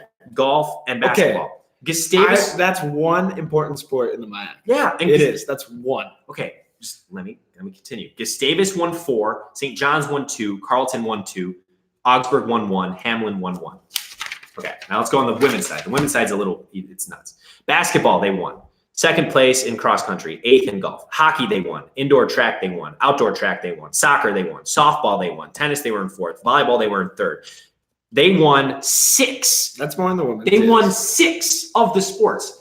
That's a lot, okay? It's half of the sports in the MIAC. Augsburg won 1, Carleton won 3, Hamlin won 4, Bethel won 1, Gustavus won 1. If St. Thomas was not in the conference, Augsburg would have come away with 2 championships. Gustavus would have come away with 5, St. John's with 2, Carleton with 5, Hamlin with 5, Bethel with 1. That is a healthy conference. The fact that 5 teams won and St. Thomas won more than all of them combined is a problem. It's an issue on a macro level, maybe on an individual sports level. Maybe this year in football, they weren't great. I get that. But as a macro, for the health of a conference, to have one team winning more than any other team in a wide-ranging array of sports is an issue. If this happens at D1, like in the SEC, if Bama starts winning everything, they should be kicked and go to an independent schedule. I mean, that doesn't happen. That's kind of. But It's what a if little it did? but it's kind of a straw man because it doesn't. It does not happen because St. Thomas partnered with the fact that they were so good is the fact that they were much larger than any other school in the conference. They were much more financially sound than any school in the conference. It's the two marrying together is where I have the issue. It's not just the fact that they're ridiculously good at everything. They have an unfair advantage that they're not going to have now in Division II. Okay, yeah, but hockey, they could easily not have won that. And then track and field's 2 of them, Yeah. and that's why I just the women's side, yes, but the men's side, that's like one true championship. That's what I take it as basketball. If you, You're okay. We're having two different conversations because you're looking at it on a micro level of individual sports and like the importance of different sports. I'm looking at it as a conference as a whole. Like you don't want a conference in which one team can win half of the sports. I And no matter what the I think sports they're are. clutch when playoff time comes. I don't think that they're necessarily just absolutely better than anyone. Look at the scores. If they won every basketball game by 15, 20, then I'd be like, this is bad. Yeah. I bet they had close games. Yeah. Well, I think we're just always going to agree to disagree. I think St. Thomas is going to have an absolute I think amazing year. This is going to be a revenge tour. They're going to win. You know what now is going to happen? The football team is going to run up the score every single Yeah. game. And it's going to be bloody awesome. It's not awesome. No, I'm going to Someone's love going to get hurt. I don't Against some of those, it's going to get to 100-0. I guarantee it. St. John's beat St. Scholastica 8-0 a couple of years ago. Maybe I just I've never watched a Division III football game, so maybe I just don't pay attention enough to understand it on a level that you do. And I honestly could not care less about Division III football. It's kind of funny. I mean, That's the most important sport in the MIAC. I guess It is. To me, it isn't because we don't have In the a- cities, with all the other MIAC schools, it's easily Bethel had the 4th highest attendance in all D3 last year. Bethel. Yeah. That's the St. Mary's is looked at as the least most important school in this conference. Oh, obviously. Easily. Yeah. And that's because we don't have a Football. football. We had a Well, a couple teams don't have football teams. And that's the other Many. thing. I mean, there's something that we haven't even talked about yet. The schools in the MIAC leveraged themselves, and they said that, hey, if they're here, we're leaving. So, I mean, so then football would be even less important if 3 teams in the MIAC that were going to leave left. I mean, right? Yeah. Wouldn't that be an issue? St. Thomas, they almost finished like 4th though in the MIAC last year. That's why it's just not the right year, but they've won 21 straight all sports awards on the men's side and 25 straight all sports awards on the women's side. Why am I the only person who thinks that's absurd? Is it just because I'm coming from an outside perspective and I didn't know that St. Thomas was this absolute juggernaut in every which way, shape, and form? high school, you hear about this all the time. Like from Minnesota, this happens in high school all the time. Teams just smoke in other sports. Yeah. No, Deal with it. that's fine. Okay, my high school, Fenwick High School, class of 2017. They at one point they won like 9 of 10 water polo state championships because we had the best facility, we had the best coach, we had the best teams. But that's one sport. That's one sport. That's healthy. That's fine. I get that. Alabama is ridiculously good in one sport. They're ridiculously good in one sport. If St. Thomas just destroyed in track and field only, I wouldn't care. But look at these championships. 4 out of all the ones that you're saying are from one sport. Yeah. I mean, 4 out of. but then they How many? also won softball, and they also won soccer, and they also won hockey, and they also won basketball, and they also won golf, and they also won basketball again. You know, like it's not just track. It's a lot of sports. And to me, that's a problem. To me, it's an issue to have one team winning in everything. That's just how I am. I'm not saying you're wrong. I'm just saying the sports that they do win are not big time sports. Like the majority of them. Golf. If you take golf and track and field, did they win golf in this one? No, they didn't. That's 5 right there. 5. And then You take golf and track and field out of the men's side, they won 1 title. But then as total, they still won 5 of the 20 championships. There's still one school in a conference of 11. They're one school and they're winning 25% of the championships. I mean, and you can't take it away. You can't do that. So they've won 50% of the championships last year. 50%, one school. 10% of the population won 50% of the championships. That's kind of crazy. I think like St. Mary's women's golf team barely has enough to make a team this year. Like I think it's mostly where you live, to be honest with you, like up in the cities and stuff. Like people, obviously St. Thomas is just looked at like that, but I do agree with you on that. But it's gotten a lot. It's gonna get bad. I don't like it at all. It's a great move. I will die on this hill. It's a great move for the MIAC, and it might not be a great move for St. John's alone. It might not be a great move for St. Mary's alone. But as a whole, as a conference, I think it's going to be good. That's in the SAC meeting, we told the president, he said, it's not going to feel the same. Like, you don't have someone you want to beat it. Like, That you want to frustrated me more than anything, and I don't think we talked about it. When I heard that Robbie Sobczak said that, I almost blew a gasket. because you're in track and St. Thomas is so No. I almost blew a gasket because I then looked up the men's soccer record against St. Thomas, and we could do it right now. Let's do it right now. I looked it up, and they don't. There's no the narrative that you're better because you're playing against the best is not true.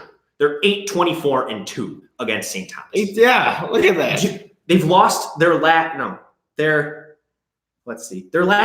0-9-1. That's his point, though. That's his point. No, but that's what I'm saying. The narrative that because St. Thomas is in the conference, we play at our best and we're better. We go up to the challenge. You don't. You're 0-9-1 against them. And this is across all of the sports. Soccer, men's, women's soccer, same thing. Hockey, pretty much the same thing. They're like 20%. That's his point, though. Robbie doesn't expect to beat St. Thomas, but you get that.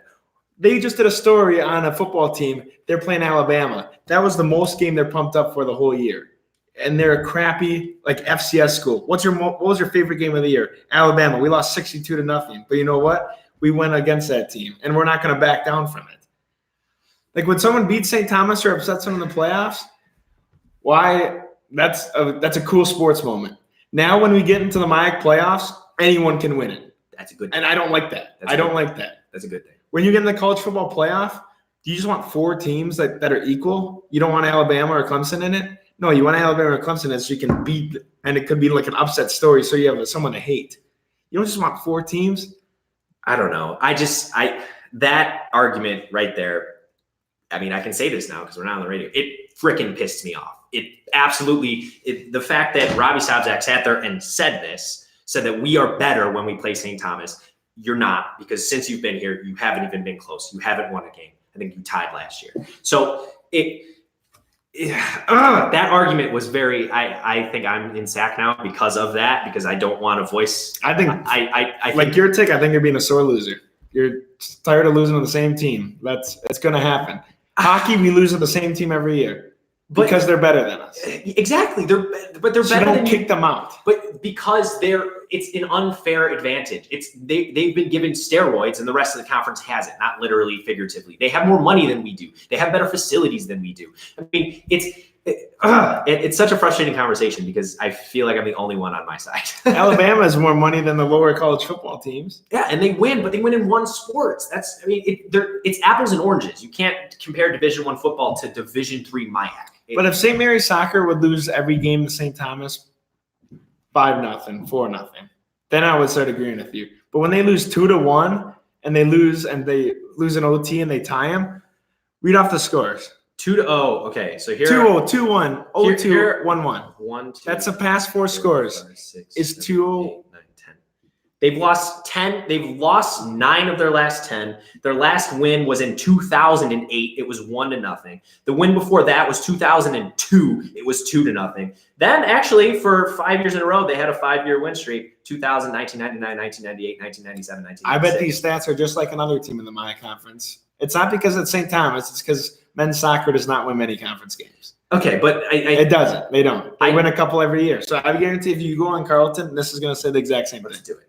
Let's do it. It's going to say like the exact same thing. And that's fine, but that almost enforces my idea that that's BS. You don't play better because you're playing St. Thomas. It's not something that happens. You can't quantify you're better because you're playing against an I think you get better by playing the best teams. 10-19-3. 0-9-1 last time. 0-9-1. So It's the same thing. Why- exactly, but they don't play better when you're going against St. Thomas. Okay, I don't think he meant it like that. He feels like he's more pumped up and he wants to win more when he's playing. Then win. They can't just win. Exactly. They can't just win because St. Thomas is ridiculously better than them in every sport. No, because they didn't play. It was a 2-1 game. Maybe one thing didn't fall their way. They make one more save, they tie St. Thomas right there. Yeah.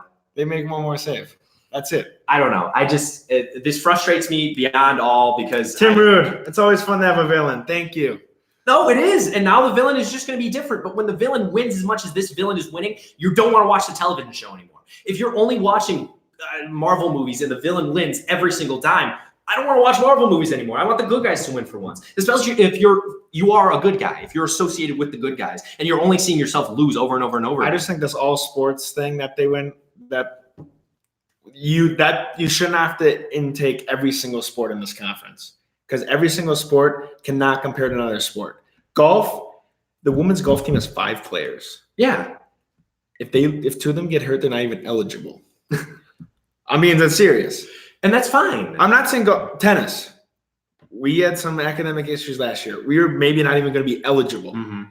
Tennis is not an important sport in this conference. But You should take football, baseball, basketball, softball, volleyball. okay, you talk about something. I'm going to look up. Don't talk about the MIAC. Talk about something else. I'm going to look something up real quick because I have all the research. So you just take the driver's seat and just take over. Talk about something. What are we missing here? The Twins? Yeah, talk about the Twins. Perfect. Okay, Twins. Again, I can't remember. They're 5 games ahead of the Indians. No, they're 4.5. They're 4.5 ahead of the Indians and 5 from being out of the playoff. The Twins play the Tigers coming up on Sunday and Monday. Tigers are 40-93. Again, the Tigers are easily, I think, the worst team in baseball. They are. So the Twins are going to have a very important they have 12 games coming up. They're at Boston, home against the Indians, and then home against Washington, and then at Cleveland. So, again, these 12 games are going to be very key for the Twins coming up, and they're 4.5 ahead on the Indians, and then 5 up on being out of the playoffs. So, again, the Twins are going to have a very important series coming up. What are you looking for? That's what I want to know. I'm looking for because I had all of the like sport by sport. I had that of the last whatever X amount of years. Okay, but I agree with you on this.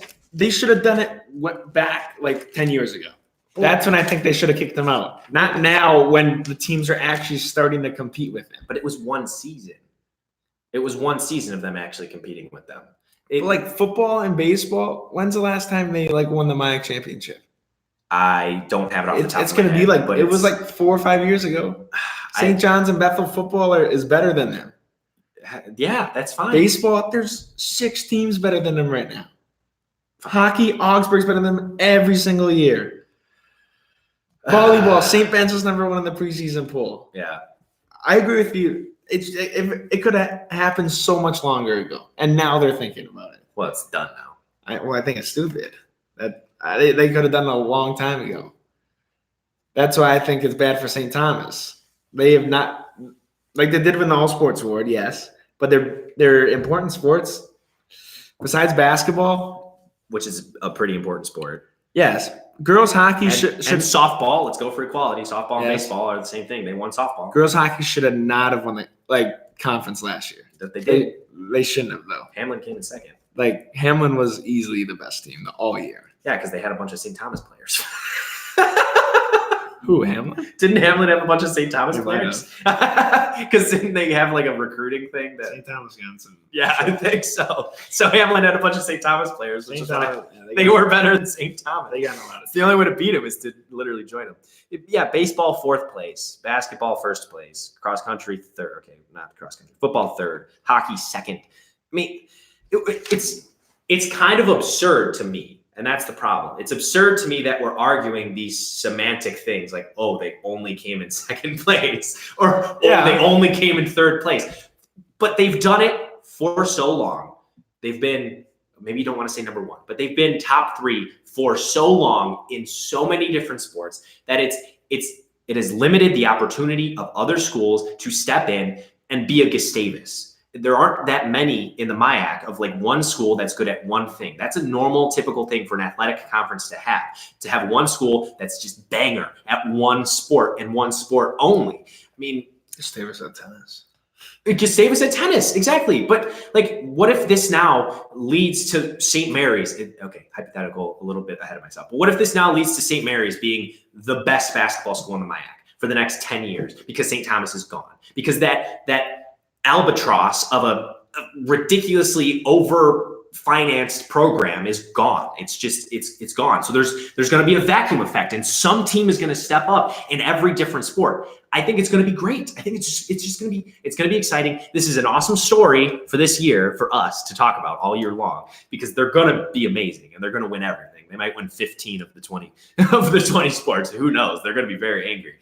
But it's just in soccer. Like women's soccer, Augsburg, they've been pretty good for a little bit of time. Now they have a chance to be really good forever. Yeah, and St. Thomas is still in the conference. Oh, well, I know, but now because they're getting it going.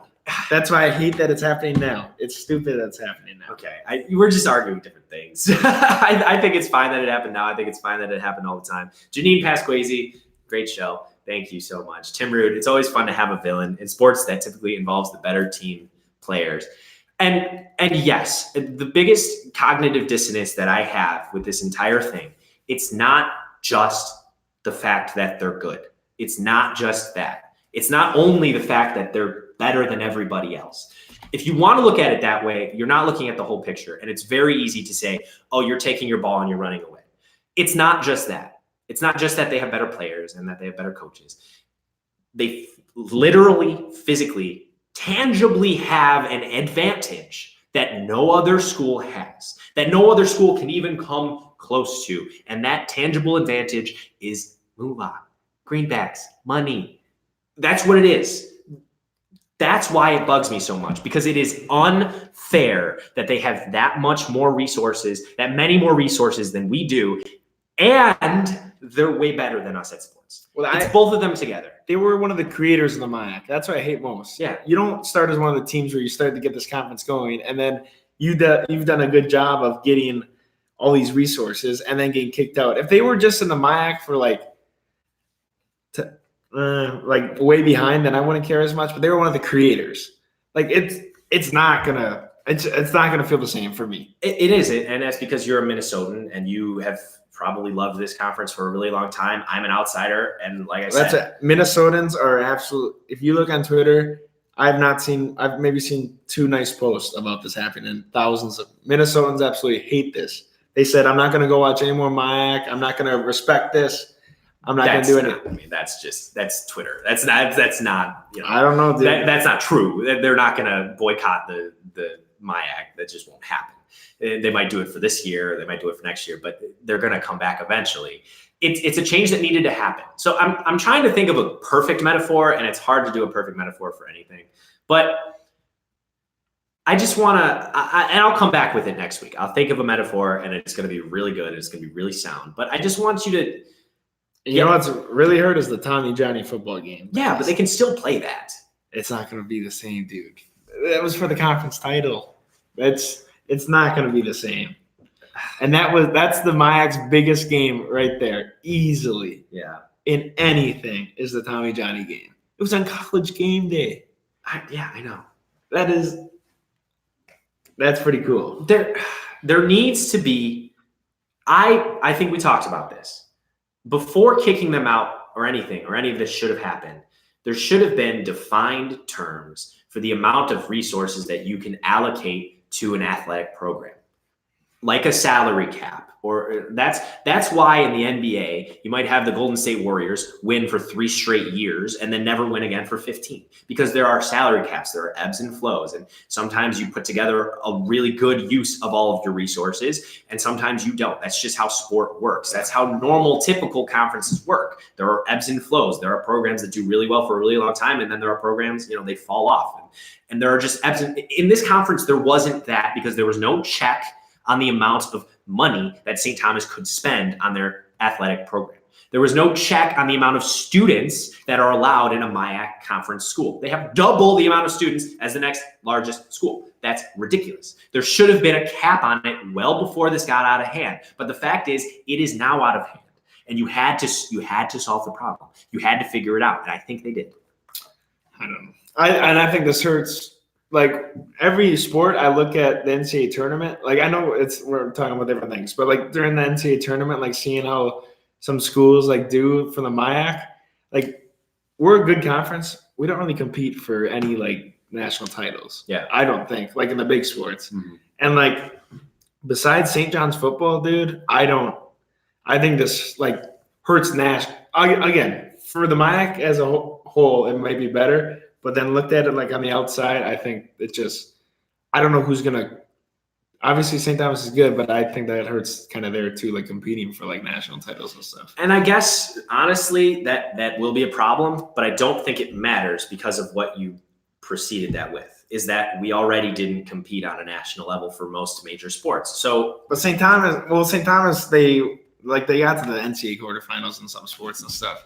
I can't see like a. can't see St. Mary's going all the way. Coach Fano and Eli Cave. I'm sorry, but no. Why not? I No, I'm just just can't. kidding. That was a joke. I actually think this is a great place to leave off. Let's not ruin it. We got really fiery and we had an awesome conversation. I feel really good about where we were. So we are going to sign off a little bit early at 11:55. I promise. That was all good, right? We're not angry. I at hate each you. other. We're not. I'm I moving promise out. I'm you. moving out. I'm Stephen A. and he is not Skip Bayless because that was a bad whatever. Okay, see, this is what I didn't want to happen. It was such a good conversation. I wanted to go out on top, and now I've already killed it. We will be back next weekend, Sunday at 9 o'clock. We might change the time to 10 o'clock and make it a 2-hour show. We're going to have a little bit of introspection and realize, figure out if this really is 3 hours worthy. I'd rather give you 2 hours of great content than 3 hours of content. So we're going to decide that on our own. Maybe if you want to give us some insight and criticism, I always love to hear it. On Twitter at _Anthony Pass, on Twitter at AlecRoot10. You can follow the show at The Squeeze 4.